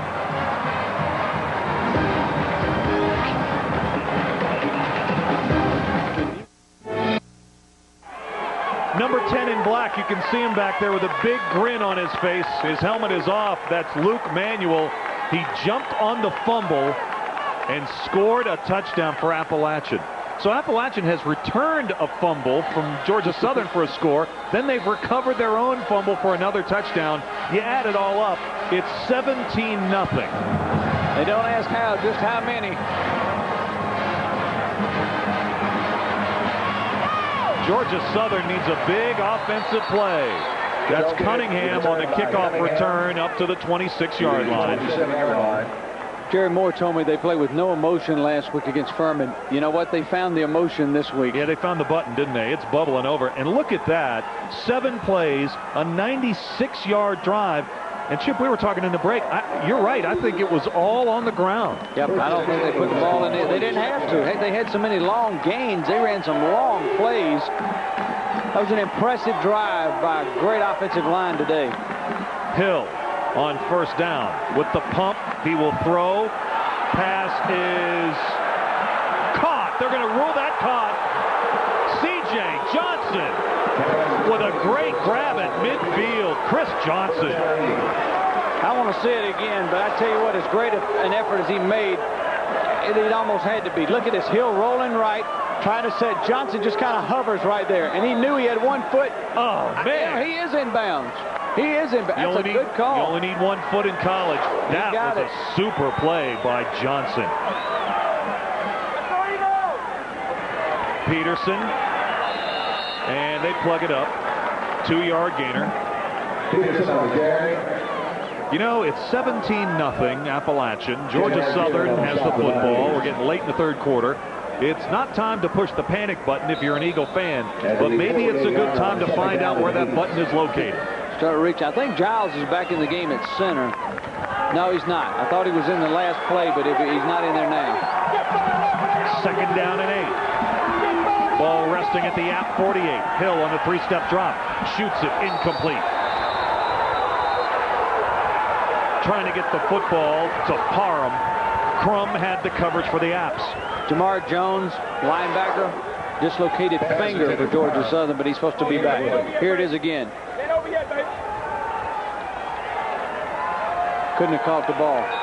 That's why there's no interference called. He couldn't have caught the football. If everybody's thinking it could have been interference, he couldn't have made a catch. Stops the clock. 3:30 to go in the third. 3rd down and 8. Big 3rd down and 8. I got to think this might be 4-down territory for Georgia Southern here. Hill. Peterson. He's got some room. He's got the 1st down and more. Adrian Peterson. Flag is down. Peterson's not, though. He's carrying tacklers all the way down to the 4. I think we're going to get a hold from the point of infraction. I think that's what they're going to call. Either that or a face mask. Could be a face mask. It was a weird place where it was thrown. I tell you what, they set up this option great. And, you know, you like getting Adrian Peterson out on a corner to where he can go. Good downfield blocking. There's a face mask. Good call, Dave. Face mask, I'll tack it on. No, I don't think so. I think you might have been right, Chip. I think they were going to move this back. Oh, they grabbed the face mask. We just saw a face mask, but I thought it was I thought they had to hold him down there. But you mentioned the face mask, and he definitely grabbed it. They missed that one. I hate to tell them that, but they missed that one. But I thought there was a hole with one of the wideouts blocking downfield. So that was a 44-yard gainer, and some of it's going to come back. Holding on the offense. 10 yards, following the foul. 1st down. Wow. So instead of having 1st and goal at the App 4, The line of scrimmage, the 36. Here's another look. Yeah, you're right. There's a face mask that you're going to see coming up right here. You'll be able to see. There it is right there. They missed that. They didn't get that. But I thought I saw a hole. You know, you could have had offsetting penalties there. But look at Peterson. I mean, he just keeps going. They'll run that play again. 1st and 10 for Georgia Southern at the 36-yard line. This is Hill.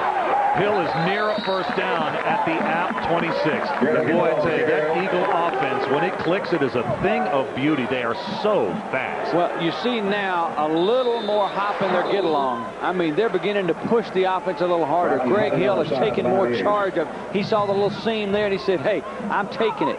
Got a App State defender down on that play. Rocky Hunt made the stop for the Apps.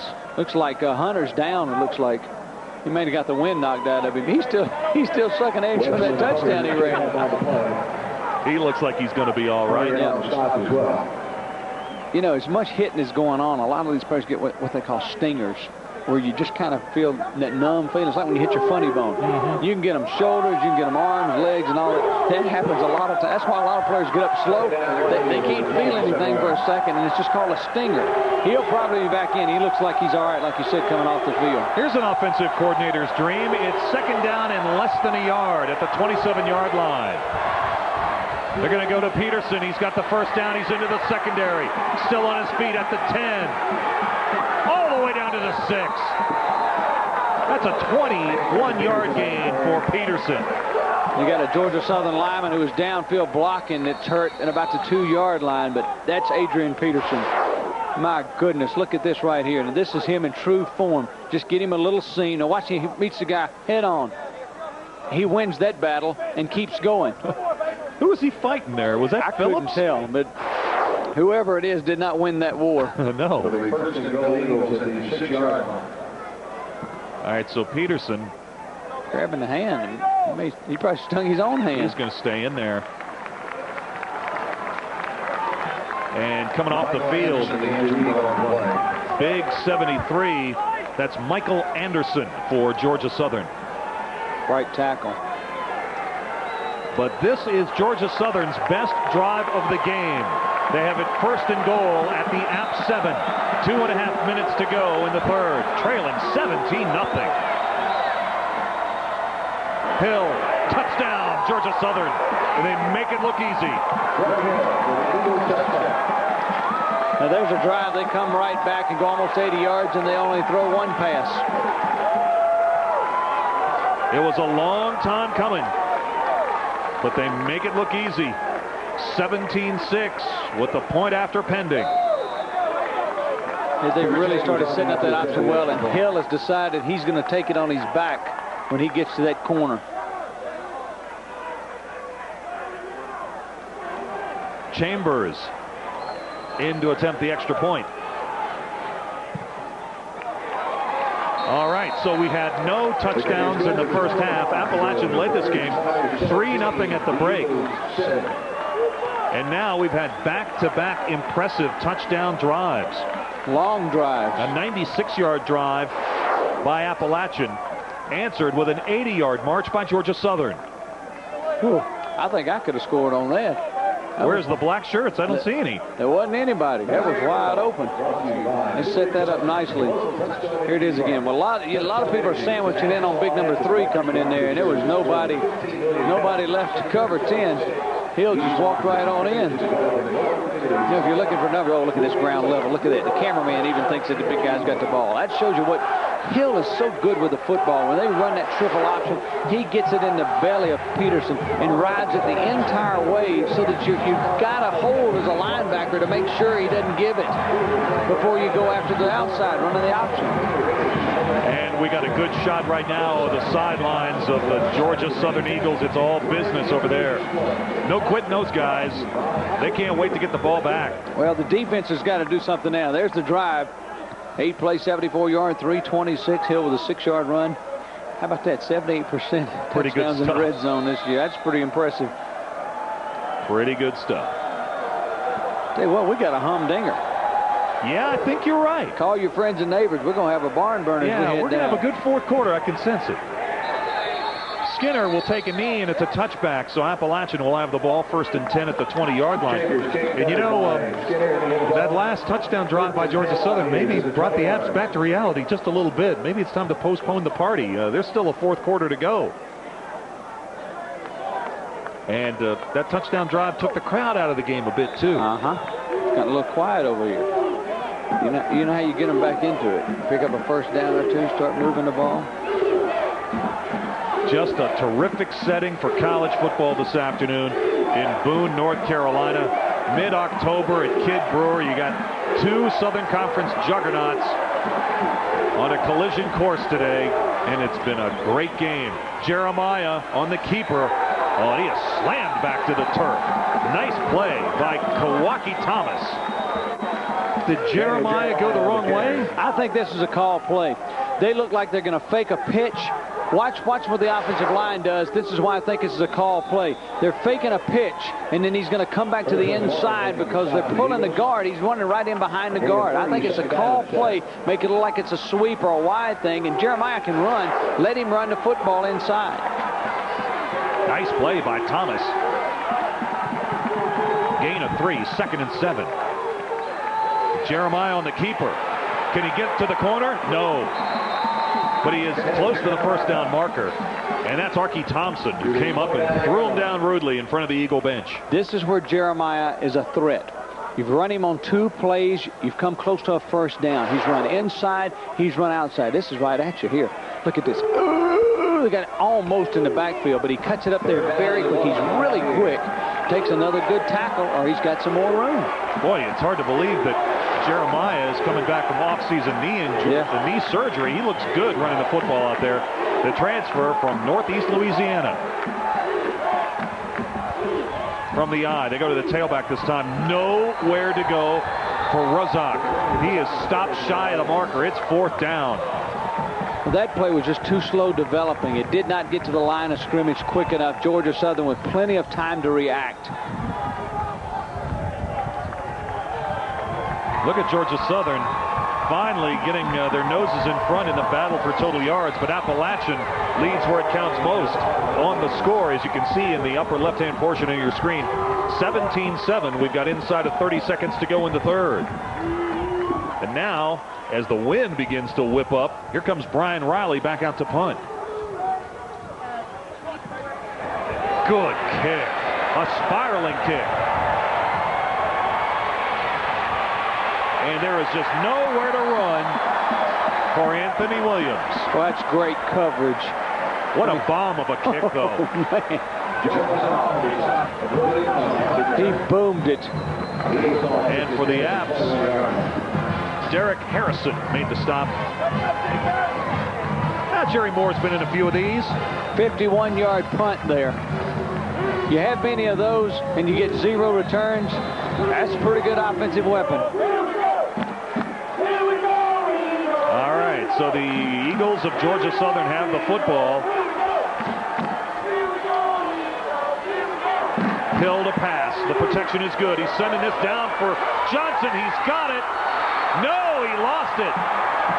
Should have had the football. Should have made the catch, and Payne saying, I had him all the way, Coach. Hey, that's the same play. Now, they've gone back to this 3 times. Look how open Johnson is. Oh, he'll have a nightmare about this one tonight. This is like a dream come true. Right in the hands. Oh. He started looking toward the end zone before he brought it in, because he would have scored on that play. Payne better get back in a hurry. I'm going to tell you, Johnson could fly. That play has been open now 3 times. Oh. Wow. That would have been a touchdown. Now just a 1/10 of a second left to go in the 3rd. 2nd down and 10. Here comes Hill. The pitch to Peterson. Puts his head down. And he is bumped out of bounds at the 27-yard line. Shy of the 1st down. And we are heading to the 4th. The Appalachian State Mountaineers leading number 1 ranked Georgia Southern. It's 17-7 after.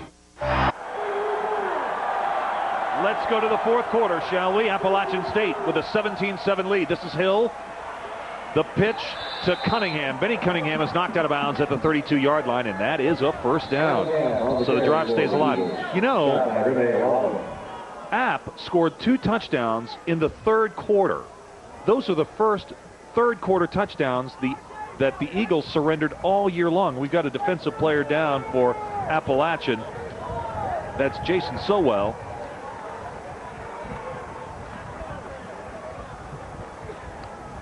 In fact, Georgia Southern outscored their opponents in the third quarter up to this point 83-3. That's who needs to go, number 3. There's Peterson. Yeah, look at the difference in the halves. 10 rushes, 43, 11 rushes, 91. You know what's funny about him is you look at his game and you look at the scoreboard and you think, wow, he's really been contained. He hasn't done a thing. Look at that. He's rushed for over 130 yards in this game. Just doesn't seem like it. He hasn't killed them like he hung 216 ground yards on the Apps last year in Statesboro. So he's ready for the 4th. Look at him down there getting ready to play. He better be. They're going to need a big 4th quarter out of it. Fans, you can hear the Appalachian Sports Network broadcast crew on the road in any stadium where the Valley. Just a super game today between these two teams. Two traditional Southern Conference powers. And boy, you know, when you think back to the days of Georgia Southern reviving their football program, then when they joined the Southern Conference, they really raised the bar for excellence in this league. They did. There's a good sign. We always like to say this. If they get up and walk off the field under their own power. Now, I know he's limping pretty hard, but that's still a good sign. Jason Soul. Sports marketing partner with Appalachian Athletics this season. 14:54 to go in the game. Hey, we got more college football coming your way tonight on Fox Sports Net. 7 o'clock Eastern Time kickoff. You have your choice. Some viewers will see Conference USA action. The Blazers of Alabama Birmingham taking on the Cincinnati Bearcats. Bearcats beat Wisconsin this year. Yep. Iowa State visiting Missouri. That's all coming up tonight at 7 Eastern on Fox Sports Net. I like that sound of it. Yeah, that's good. I like that. That sounds good. How do they make that? I did that. Oh, well, I went in the studio and cut all of it. I sure hope you got paid for it because it sure sounded good. Thank you. I worked hard. First and 10 from the 32. This is Hill back to pass. The protection's good. Now he's flushed from the pocket, fires on the run. Pass is incomplete. A little too much mustard that time. But they tried to get the ball to Andre Weathers. Andre would probably tell you he should have caught it, but he did turn it loose. Look at it again. Once again, senior quarterback did not get hurried, did not get panicky, did not get happy feet. Yeah, I think that Weathers wishes he had that come back at him again. Weathers last week touched the ball 3 times. 133 yards and 2 touchdowns against Western. Late pitch to Peterson. And somebody met him head on. And who was that? Who was that man? Who else? Awolowo. Boy, that was a dangerous pitch there. Oh, Awolowo is the man. He is really, I mean, he's meeting the steam engine head on, and he won the battle there. They go helmet to helmet here, Chip.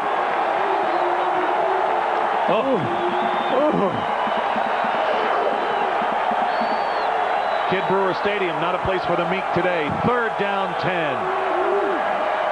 Hill rolling to the wide side this time. We'll let it go.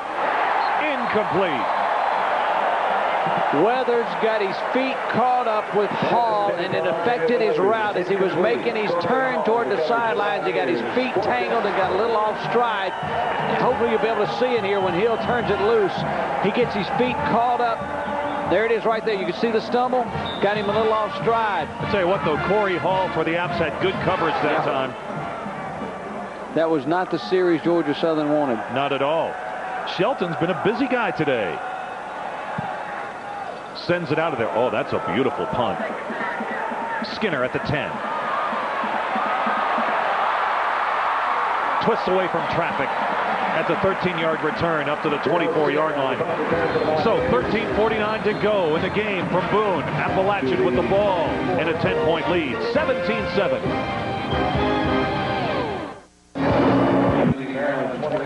17-7, and that Mountaineer, you know, he may not have a permit for that, but I'm not going to ask him about it. He came back from the 80-81 season. He's one they brought back. He may have a full-time job after today. 57-yard kick then. Georgia Southern's defense has really got to make something happen. The clock is really becoming the X factor right now. They've got to get the ball back in a hurry so their offense can get something going. Our Fox Sports Net crew is in Boone today for this critical Southern Conference battle. We've had a great time today, and we've still got a lot of football yet to be played. Just under 14 minutes to go in the game. Appalachian leading, #1 ranked Georgia Southern by 10 in the 4th. The throw incomplete. Jeremiah was trying to drill the football in there to Daniel Wilcox. Now for an injury update, let's go back down on the field to Matt Swearad. Matt? Thanks, Dave. We saw Jason Sowell, the junior defensive lineman for App State, walk off the field pretty much on his own power, but the early prognosis is not good. It appears to be a tear of his ACL in his left knee. They'll know more once they get him in the locker room and get him examined, but right now it doesn't look good. All right, Matt. Thanks for the report. Sorry to hear that. But a lot of guts walking off the field, though. Like, he made it look like he was, going to be okay. Yeah, I thought so, too. 2nd down and 10. Delayed draw. And diving near the 1st down marker was Razak. Karim Razak with the dive. Watch it. He might pick it up. He got it. Yeah, but he's got it. I don't think there's any question. Dive at the end here. That's only the 2nd time in 10 attempts that App's converted on 3rd down. You know, Appalachian led this game, a defensive-minded struggle in the first half, 3-0 at the break. Going back to 1985, the Apps are 84-12 when they lead at halftime. 1st down and 10. Jeremiah on the rollout. The blocking is great, and the run's not bad either. All the way to the 45, and it looks like another 1st down, and a late flag comes in. It could be a personal foul there. I like when Appalachian State lines up in that offense where they got a slot back and the running back is offset to the side that Jeremiah is going to run the foot. It's a straight run. There's nothing to it, but here comes a student body right where your quarterback is what it is.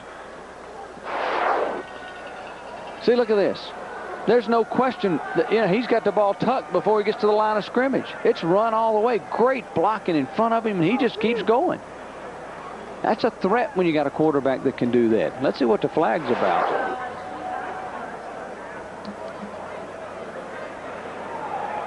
Dead ball. On the white. That's what I thought. Dead ball. Personal foul. On the black. They count it. And that's that safe call there. You know, that's the one. Those calls really kill the coaches because it gets them all upset when they're breaking down the tape tomorrow. It's too late then. That's right. Yeah. But I didn't figure, what else could it have been as late as that flag came out? I mean, there wasn't a whole lot of things it could have been. It had to be a personal foul, but they saw one both ways.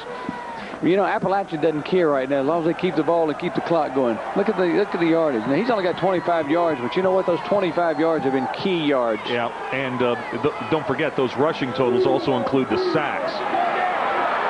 Oh, my. Razak race to the end zone. A flag, however, is down back at the 44-yard line. Is this one coming back? Yeah, I think it is. I think we've got another holding penalty. It is. They were running that sweep, and I think we got an unassisted tackle by one of the linemen. Karim Razak's touchdown is going to come back. Boy, Georgia Southern has got to breathe a sigh of relief because he was off to the races. I mean, off to the races.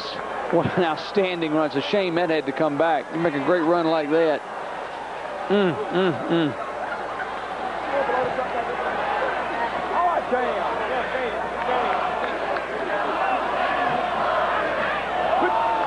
put the cannonball back, fool. Here's the call. Holding on the offense. Penalized 10 yards. Spot on the foul. Still 1st down. Let's take a look. I don't know if you can see it or not, but I think we got somebody well, I think it was right back behind there. It was just to the left of the screen. It's hard to tell holding from not holding anymore. You may be able to see it here. Yeah, that's it. Yeah, there's where they're going to call it. I think it was Brock. Yep. I think it was a Brock, an unassisted tackle. They're just not going to let you do that. It looked like it was against Freddie Pescata. So instead of a touchdown, it's a 10-yard penalty, 1st and 20. Jeremiah A run all the way. He's into the secondary. How about the stiff arm? He stepped out of bounds, but not until he reached the Georgia Southern 42. That is a pickup of 23 yards, and that's a first down. I'd like to see his numbers without the sacks and without the losses. He has run this play, I know of 5 times that have picked up big yards. Look at that. Just give him the seam. He's got good speed. Boy, I tell you, they are getting to the corners so fast that Georgia Southern cannot do anything. Look at the stiff arm there against Archie. Good. He'd run like a running back. I don't think Archie was ready for that. He wasn't. He came back and wanted a piece of that guy. All right, so that's 1st and 10 for the Apps at the Georgia Southern 42. You know, I think this fourth quarter comeback by Georgia Southern was probably defined by defense, but right now the Apps aren't following the plan. They're moving the football again. This is Albee. And Albee is across the 40 and down to the 36. That's a gain of 6. Rushing yards now. App State has just moved in front of Georgia Southern. Georgia Southern with 220. App State with 224, if you want to add up to that thing. Yeah, dead play on there. That's about where they are. But they're getting, 4, 5, 6 yards on first down. There it is. This has been a great football game. There's no question. Inside of 12 minutes to go in the game. Appalachian with the ball, a 10-point lead. Driving. Loose. Ooh. Jeremiah got back on it. Back at the 40. So now it's 3rd down and almost 8. Boy, he better be glad it bounced right back to him because Piscata was right there on top of him. Man, is this close? Is this a good bounce? Is that a good bounce, Dave? Oh, that's a very fortuitous bounce there. Woo! Boy, Piscata and Jones were just all on top of him. That ball could have gone anywhere. Tyler Elkins is the center, sophomore from Hendersonville, North Carolina. They're going to roll right again. It's 3rd and 8. They're going to bring it. They're going to come this way with him. Jeremiah on the roll. Avoids one tackler. Now he's going to throw. Pass is nearly intercepted. Nearly picked off by Michael Youngblood. Youngblood had both hands on the ball, but it's 4th down. I love this. Look at the rush coming on here. This is Eugene Phillips. Eugene, 91, loses a shoe in the process. Keeps going. But you could tell by the formation that they were going to come to that side so that Jeremiah had the option. Yeah, I told you, he lost the shoe coming after him. Attendance today, 19,891. 19,891 at Kid Brewer for this battle between the Apps and top-ranked Georgia Southern. Another good crowd. They have been a vocal, emotional crowd. Apps fixing to get a penalty. They're not going to get this snap off in time before they go get a penalty. The play clock ran out. Just as well for Appalachian. Now, if you're Georgia Southern, do you refuse this penalty? I don't know. I mean, it's one of those deals where that 5 yards. On the offense. Still 4th down. I don't know if that 5 is going to make that much difference from where he's kicking. All right, so they mark it off, and the line of scrimmage is now the Georgia Southern 45. I think that's a gut call, Dave. I think you just have to have one in your gut what you think you need to do. If you think the penalty is good emotionally to make them take the penalty, then it's probably a good idea to take it. I always like to refuse it because it just shows that you're feisty. Riley back in punt formation. Boy, he has put the good foot in some stuff today. Fair catch called for at the 12. Well, the big thing there is it definitely took him out of going for it. It definitely took him out of that. All right, we're going to step aside from Boone for a moment, but you're not going to leave this game. Appalachian leads by 10. Hey, strike up the band. We've got Southern Conference football today on Fox Sports Net. And the Appalachian football team, the Mountaineers, they've been playing some sweet music. Here's what's coming up tomorrow on Fox Sports Net. NFL this morning at 11. Formula One Grand Prix of Malaysia at noon. Sunday night fights at 7 and wrap it up with Fox News prime time at 10. And look at this. Georgia Southern trying to get back into this game, and they finally hit the bomb. The pass to Andre Weathers. He was wide open right down the middle of the field. Greg Hill, when he drops back, I'm sure Greg's going, oh my gosh, how did anybody get that one? Look at this when he catches it. Do you see anybody close? Good garden seeds. Payne finally ran him down. If he leads them with that ball, that's a touchdown. From the 34. Hill. And he is brought down. Hill is tackled by Seaburns. Well, they feel a little immediacy at Georgia Southern to get in there. You see Hill, 126 yards passing, 53 rushing. He's back to 179 total. Other Southern Conference games today, it's Chattanooga over VMI in the third, 21-0. Furman 14-7 over the Citadel in the second, and it's East Tennessee State 14-6 over Liberty in the second. Adrian Peterson spins through there to the 24-yard line. He's close to the first down. Now he's going to wind up short. They're going to mark it this back. Yeah, it's going to be third and less than a yard. Obviously, I would believe this has got to be 4-down territory for Georgia Southern with 9.5 minutes to go on a turning clock. The Apps led this game 3-0 at the break. They had a 17-0 lead. Georgia Southern trying to get back in this thing. There's the handoff to Peterson. He has got the first down. No problem at the 22. Well, if you're Georgia Southern right now, you're thinking you got to get in the end zone in a hurry. I mean, time is becoming the X factor, as we said. If you're App State, you're trying to find anything you can to keep them out of the end zone. Look at the yards here in the first half and the second half. That's a lot of difference. Yep, they've doubled their output, and we've still got 9+ minutes to go. You know, in option football, Jerry Moore of Appalachian said that, hey, he used to like it when he would get his opponents to hand off to the fullback, but he's not too crazy about it when the fullback's Adrian Peterson. Benny Cunningham goes dancing across the 20 down to the 18. Awolowo made another outstanding play. He didn't completely make the tackle, but because he beat his blocker, he got a paw on Cunningham and tripped him up enough to where he couldn't keep going at full speed. Take a look at this again. This is coming right to the living room. Hide the kids and children. This is going to be good. See, watch what he does. He doesn't make the stop, but he gets enough of his body to where he slowed him up. He's done that a couple of times today. And a flag is down. A flag comes in, and it's going to be a motion penalty against Georgia Southern. Either that or an illegal substitution. Here's the call. Dead ball. Illegal substitution. You called it. On the offense. Still second down. Chip, let me ask you a question. You know, here we are in the fourth quarter of this game. It's a road game for Georgia Southern. They're trailing by 10. You know, the only close game they played all year was Oregon State.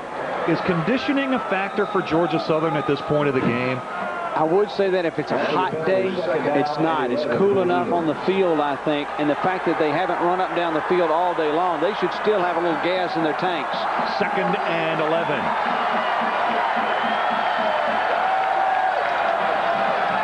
Quarterback draw all the way. Hill, look at those feet.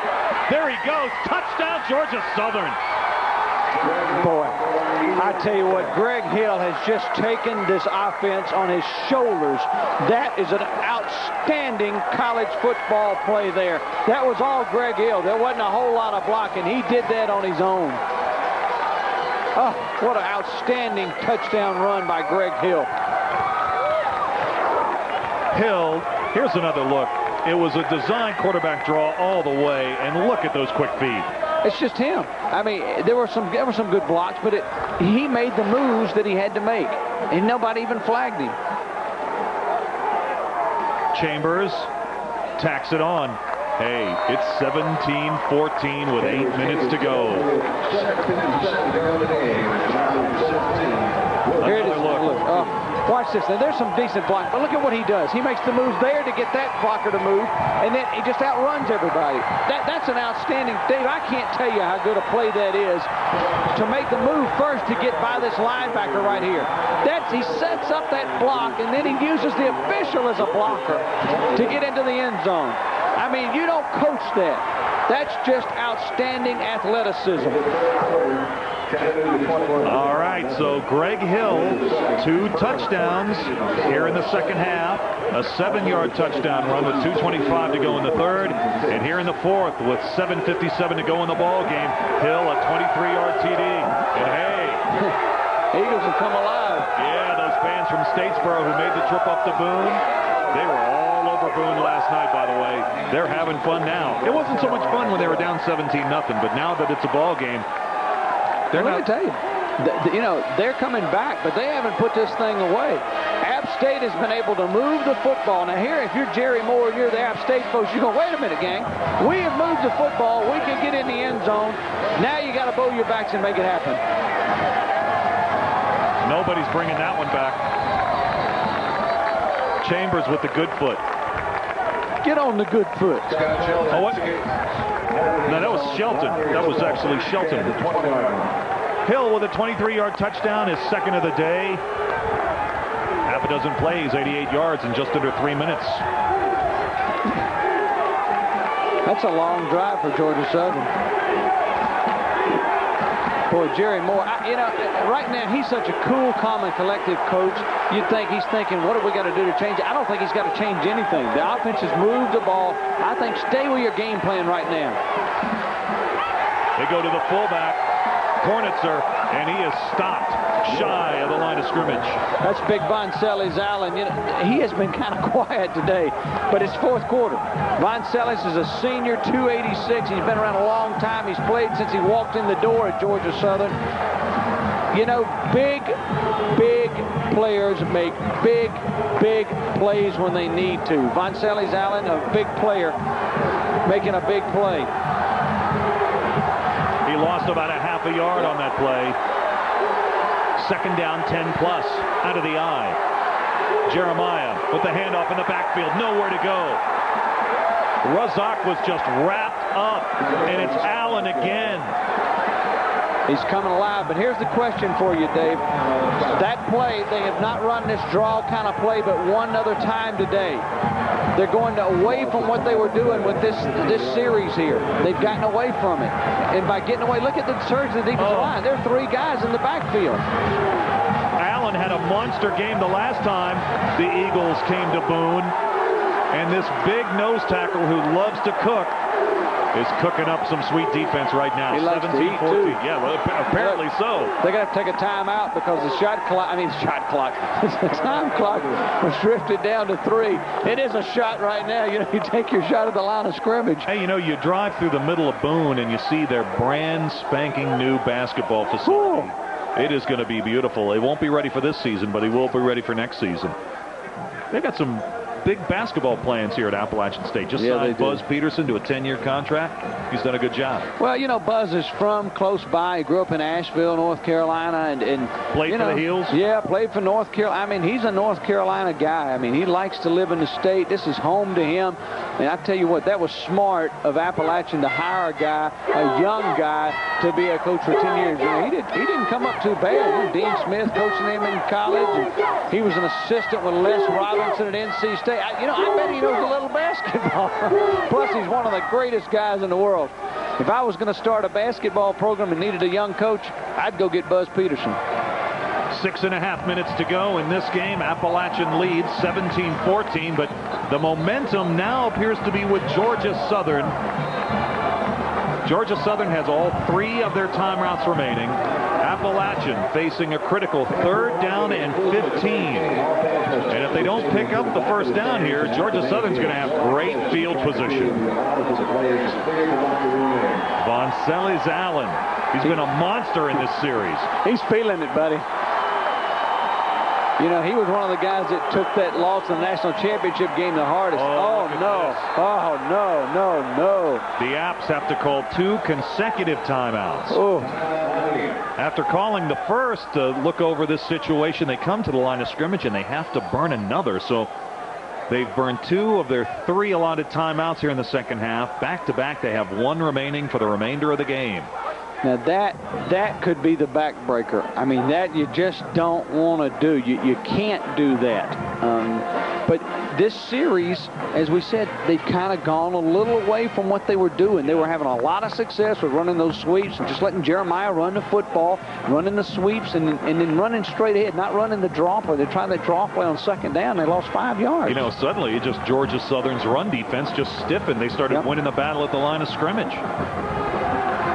Well, this is a huge play in this game. College football on Thursday night. Sanford, Murray State. I'll be there. Saddle it up, Chip. You're going to be there with our good friend Randy Smith. That's Thursday night at 7 o'clock. More classic 1AA football. Sanford and Murray State of the OVC clashing Thursday at 7 Eastern on Fox Sports Net. Racing with the racers of Murray State. I'm going to ride that horse while I'm down there. 3rd and 15. Jeremiah on the rollout. Looking for a throwback. Albee has it, but he is surrounded by defenders. It was a slow developing play, and there was just no fooling Georgia Southern. Jason Neese again. Yeah, this took too long to develop. I like the way it started because they rolled out Jeremiah so that he had time, but he throws it all the way back across the field. And look at Albee, he had to make a good catch to bring it in. And then look, it gets a time for reaction. Kawaki Thomas also in there, but you can't give a defense that much time to react. Neese is nice. Riley. Blocked! Through the end zone. A safety. Big time block. It's Moreland. Never touched him on the outside. He was lined up on the left side, wide to the left side. Nobody ever got a paw on him, and he came out of nowhere.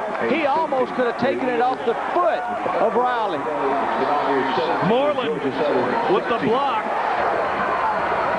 Watch this on the right side of your screen. Look at this. He was right there. He almost could have taken it as soon as he dropped it trying to kick it. Here it is again. Look at this. He's right. I mean, it wasn't like he just barely reached it with his hands. That thing hit him in the stomach. Wow. Moreland fires through. Gets the big-time block. And for Riley, that's his first blocked punt of the year.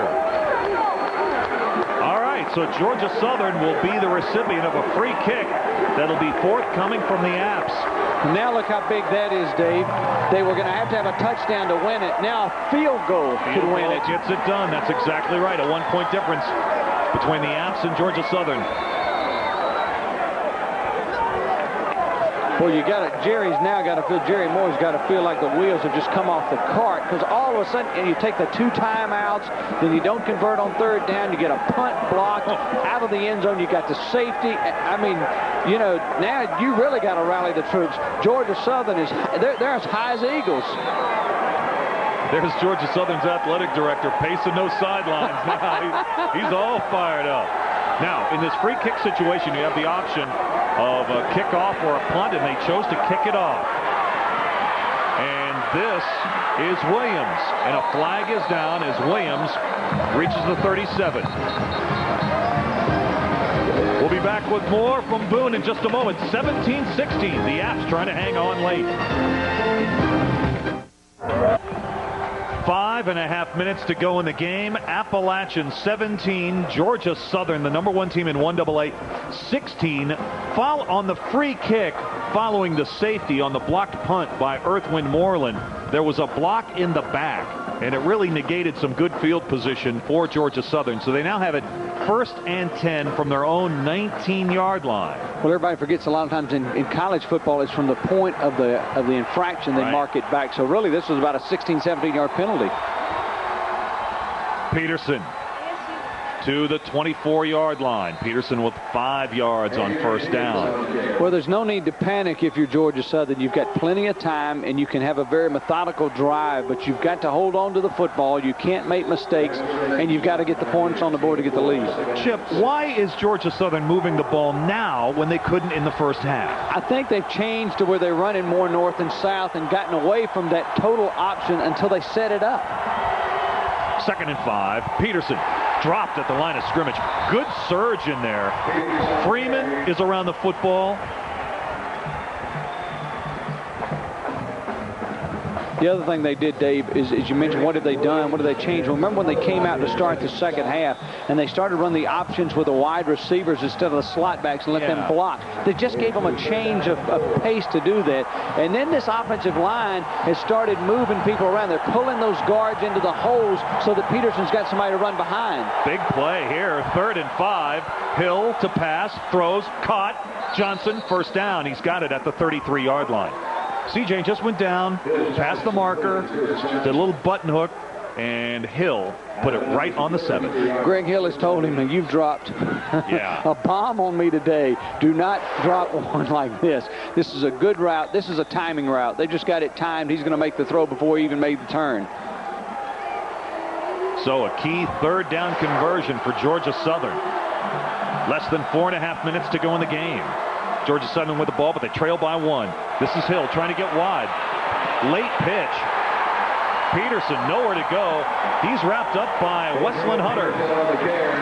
Hunter's had an outstanding game. I mean, he has really been Johnny all over the field today.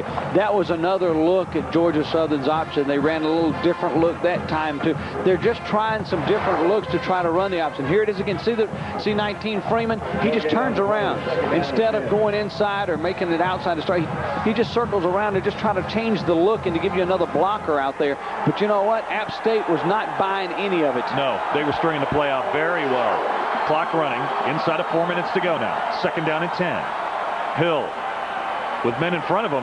Will he throw it? No, he's just going to take it out of bounds. So he dances out at the 30. That is a loss of 4. It's 3rd down and 14. Well, he was trying to go to Johnson again deep, but that time there was some great coverage down the field by Chuck Payne. Payne and Johnson kind of chicken fighting after it was over with, but they did something different that time.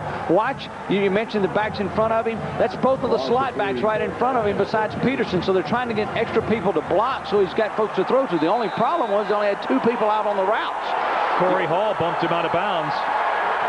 Play clock is running. We're down to 16, 15, 3rd down and 13.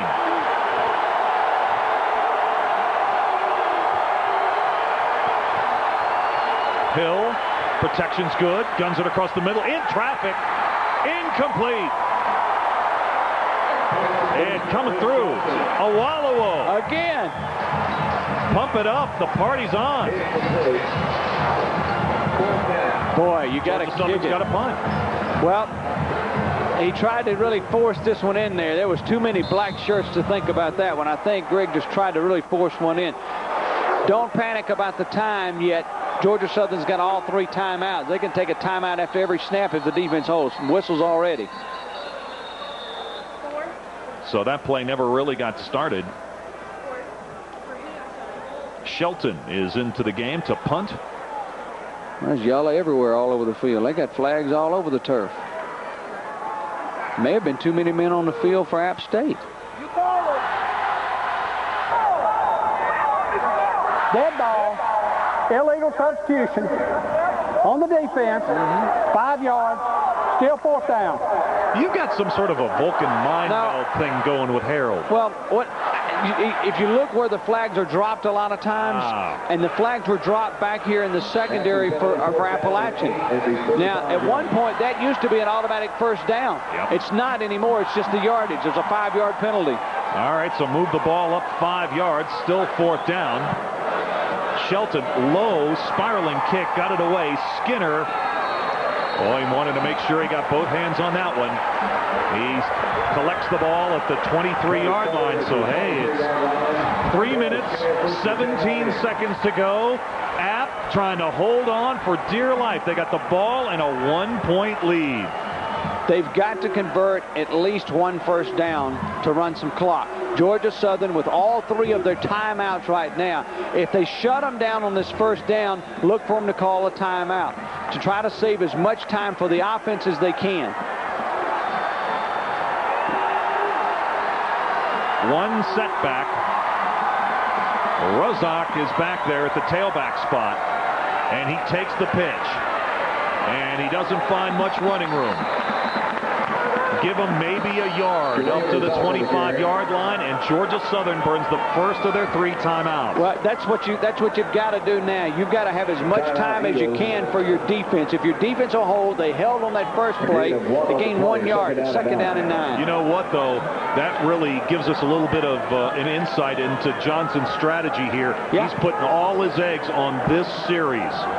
Well, I think that's the way you got to do it, Dave. I mean, you at this stage of the game, if you're the visiting team, you want to get the ball back. And it's obvious App State's got a good kicker.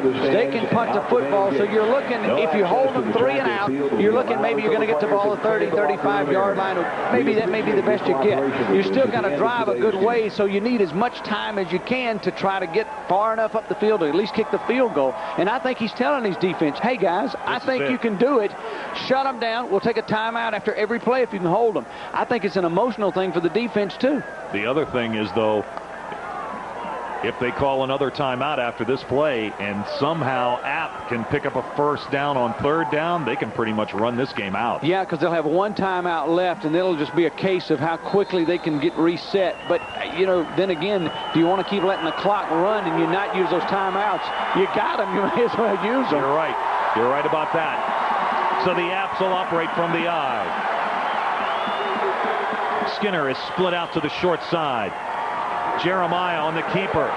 Late pitch. Gutsy pitch. Wow. And give props to Razak for what a great job he did holding on to the football, because Jeremiah's pitch was late and it was behind him. Take a look at this. Look, he's getting popped as he's pitching it. I mean, this takes a lot of guts. Oh. It was behind him and a nice tackle there, but still, Razak made a great play to hold on to the football. You're 3rd and 4. I mean, this is a play. How about that? They're making us break down some of the gear, folks, because if App wins, the field goal posts are going to be up for grabs. The posts are up for grabs. I've never seen that before. Just shut it down. Shut the cameras down. Clear the runway. Man. But still, I go back to that last play. That's more to the offense we saw him having success with. Jeremiah taking it, yes, where he could run it or where he could pitch it to somebody, and Razak's done a great job. That was a gutsy pitch there, but you know, that's what they were successful with. I would run the exact same play here on 3rd down, come to the right side. Hey, Chip, how come every time you and I do a game together, the goalposts come down? It just seems to work that way. You know, I want to get in one of those things. Can I get in and climb on one of those rascals? All right, huge play here. 3rd down and 4. Georgia Southern now with only 1 timeout. The handoff to the fullback. He does not have the first down. I don't believe it. I don't think he's got it. Depends on where they mark it again. I mean, he's right close, but it just depends on the marking. He's close. You know, maybe that last surge might have done it. Kornitzer on the carry. It is a first down. Oh, what a call. Now, that was a good change of pace call. They've only run the fullback twice today. They had a big gain earlier in the half where he made that long run on the long touchdown drive. They ran that exact same play, and I mean, it was close, but they picked up that first down. Kornitzer picks it up. You know, I thought he was stopped shy of the marker. I did too. But the last surge got it done. Now the clock is moving, and Georgia Southern can only stop it one more time. They gotta stay in bounds.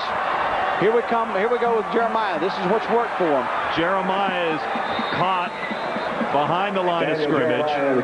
He's down at the 34-yard line. Clock continues to run. 2:10. This is what they've been successful with. This time, though, Georgia Southern knows they're not going to throw the football, so they're bringing everybody. Well, they've really got to make a big, big play.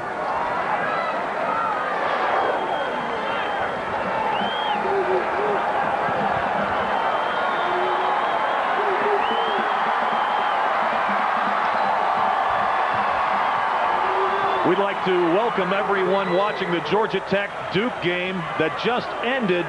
We are coming into a great finish here. Appalachian State leads Georgia Southern 17-16. The black-clad Mountaineers have the football. 90 seconds to go. Dave Weekley along with Chip Tarkington and Matt Swearide on the field today. We've just had a terrific Southern Conference battle in Boone. Georgia Southern has just burned their final timeout, and the Apps face 3rd down and 8. Well, here's why they did that. Georgia Southern's thinking, okay, if you're App State, you just take the timeout, it's 3rd down. If you convert, you win. If you convert, it's over with. There's a chance you might throw the football. If it's an incomplete pass, the clock stops. You take that chance. Now you take it rather than after the 3rd down play, because then a bunch of time is going to run off. So they put all their eggs in this basket on this play, and banking on App State trying to throw the ball or getting knocked out of bounds so that the clock will stop. Let me give you just a quick reset. A defensive-minded first half. Appalachian scored late in the 2nd quarter and carried a 3-0 edge to the half. They built a 17-0 advantage on top-ranked Georgia Southern. 2 Greg Hill touchdown runs and a blocked punt through the end zone for a safety pulled the Eagles to within 17-16. Now, 3rd down and 8. They're going to run it. Rozak is brought down shy of the 1st down. Now they'll reset it, and it'll be less than a minute when they have to punt it away. 4th down. And the Apps are going to punt. Now, if you're Georgia Southern, do you set up for the return, or do you sell out and go for the block? Well, if I'm App State, I let the 25 seconds completely run off. I'll take the 5-yard penalty and back up. And you know, then it starts all over again, where you're way underneath a minute. I take all the time I can off that clock to give Georgia Southern the least amount of time possible. And I'm going after if I'm Georgia Southern, I'm going after a block again. You just had one, go after it again. Riley's last punt was blocked. He gets it away. This is Williams, and we have flags down on the field. And I'm thinking it's a possibility that Georgia Southern was offside. Yeah, I think so, but they're still going to be short of a 1st down. I think the right side of the Georgia Southern defensive line got in that neutral zone. But it's still going to be short of a 1st down. You're still going to have to kick it. Offside on the defense. That is the call. 5 yards. Still 4th down. Has this been a nail-biter? What a game. This has just been a great game. And for our viewers who've been checking out Georgia Tech and Duke, you missed most of it, but we've still got a little fireworks left. Yeah, what would be a gutsy call here would be to fake this rascal, wouldn't it? Huh? Wouldn't that be a gutsy call? Snap it to an up back and run it for the 1st down, then you can watch the goalpost come down. There ain't no way in the world Jerry Moore's going to do that. I think I reset the clock now, because 47.9, because they lost some time. They already had it jump offside, and they stopped the play. The clock kept running. The flag kind of got stuck in the official's pocket. The only reason I even heard it, I heard enough whistles blowing to know they'd stop the play. So Riley's on to punt again, and Williams is set to receive the kick back at the Eagle 13. This Georgia Southern offense that came into play today ranked #1 in the nation in scoring offense, averaging 59 points a game, has been held to 16. Earthwind Moreland is not looking at anything as far as doing anything. Now, they started the clock. Now, I don't understand that, because after a penalty, the clock it should not have started, should it? The clock started running until they ran it all the way down, but after a defensive penalty, how could the clock run? Dead ball. Delay a game on the offense. 5 yards. So Paul Johnson very upset. Well, he should be. On any penalty, the play stops. It doesn't start again until the play starts.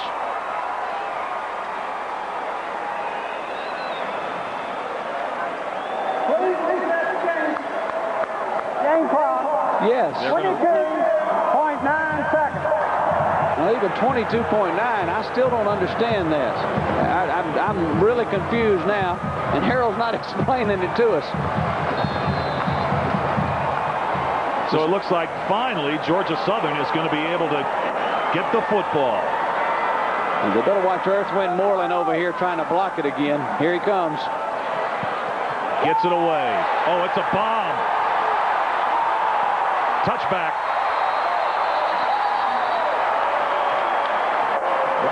So it appears as if the #1 team in 1AA football, Georgia Southern, the Eagles, A team that's been averaging nearly 600 total yards per game. A team that scored 70 points last week, 132 points in their 2 previous games, are on the verge of being upset in Southern Conference play by Appalachian State.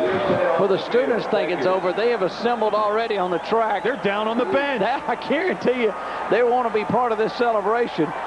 I wouldn't celebrate just yet because, you know, Georgia Southern's had some people open in the middle that could have gone for touchdowns. It's not quite over till it's over. Isn't that what Yogi always said? Just under 16 seconds to go. No timeouts. Hill with the throw. And Weathers is going to be knocked out of bounds up at the 24-yard line. He was going to throw it back to Hill. Yeah, he was going to throw it back to Hill, and they covered him. Yeah. They're set to light the fuse in Boone. Hey, those would be the goal tear down. Oh, the goalposts are toast. And they're having a hard time keeping the students back off the field. They are ready to go. 9.2 seconds to go. Trips to the wide side for Georgia Southern. Hill back to pass. He's going to let it go. And the pass intercepted and dropped.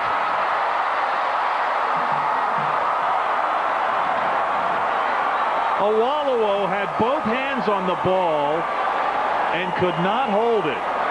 1.9 seconds left. Had he come down with that, the place would have absolutely turned upside down. Look at down. that scene. Look at those students. Where's Jerry Moore? He better be hiding. There he is. He better be hiding. That's Joey Gibson hugging him. Joey injured earlier this year. Outstanding player for App State. Been a wide receiver here. Not playing because he's injured. Paul Johnson, the outstanding coach at Georgia Southern, has only lost one Southern Conference regular season game. That was back in '97 right here in Boone. And he's lost another one. Hall on the return, his second interception. They're going to goalpost. Appalachian State upsets #1 Georgia Southern 17-16. Well, congratulations to Jerry Moore and his football team. After last week's devastating loss to Furman, to come back and beat this Georgia Southern team is just a tribute to the coaches and the players for coming back. And I'll tell you this, I think you'll see both of these teams in the 1AA playoffs. I think Appalachian State took a giant step towards the playoffs, a return trip to the 1AA playoffs with his upset victory over #1 Georgia Southern here at home. I told you, hey, it was a good idea to move that camera, huh? They got that one down in a hurry. If the other one goes as quick as that one does, this isn't going to take long. What I want to know is where they go with the goalpost after they get it. Where do they go with those things? I think Western Carolina last year, we saw it, they took it to the president's house and put it in his front yard. There you go. That's what you like to see. Carry the flag around. Lots of school spirit at Kidd Brewer Stadium in Boone, North Carolina today. The App State Mountaineers, with the victory, up their record to 4-2, 3-1 in the conference. Georgia Southern now 5-2, 4-1 in the league. Jerry Moore and App pull off the victory. For Chip Tarkington and Matt Swearat, I'm Dave Leakley saying so long from Boone, where Appalachian upsets Georgia Southern. You saw it on Fox Sports Net.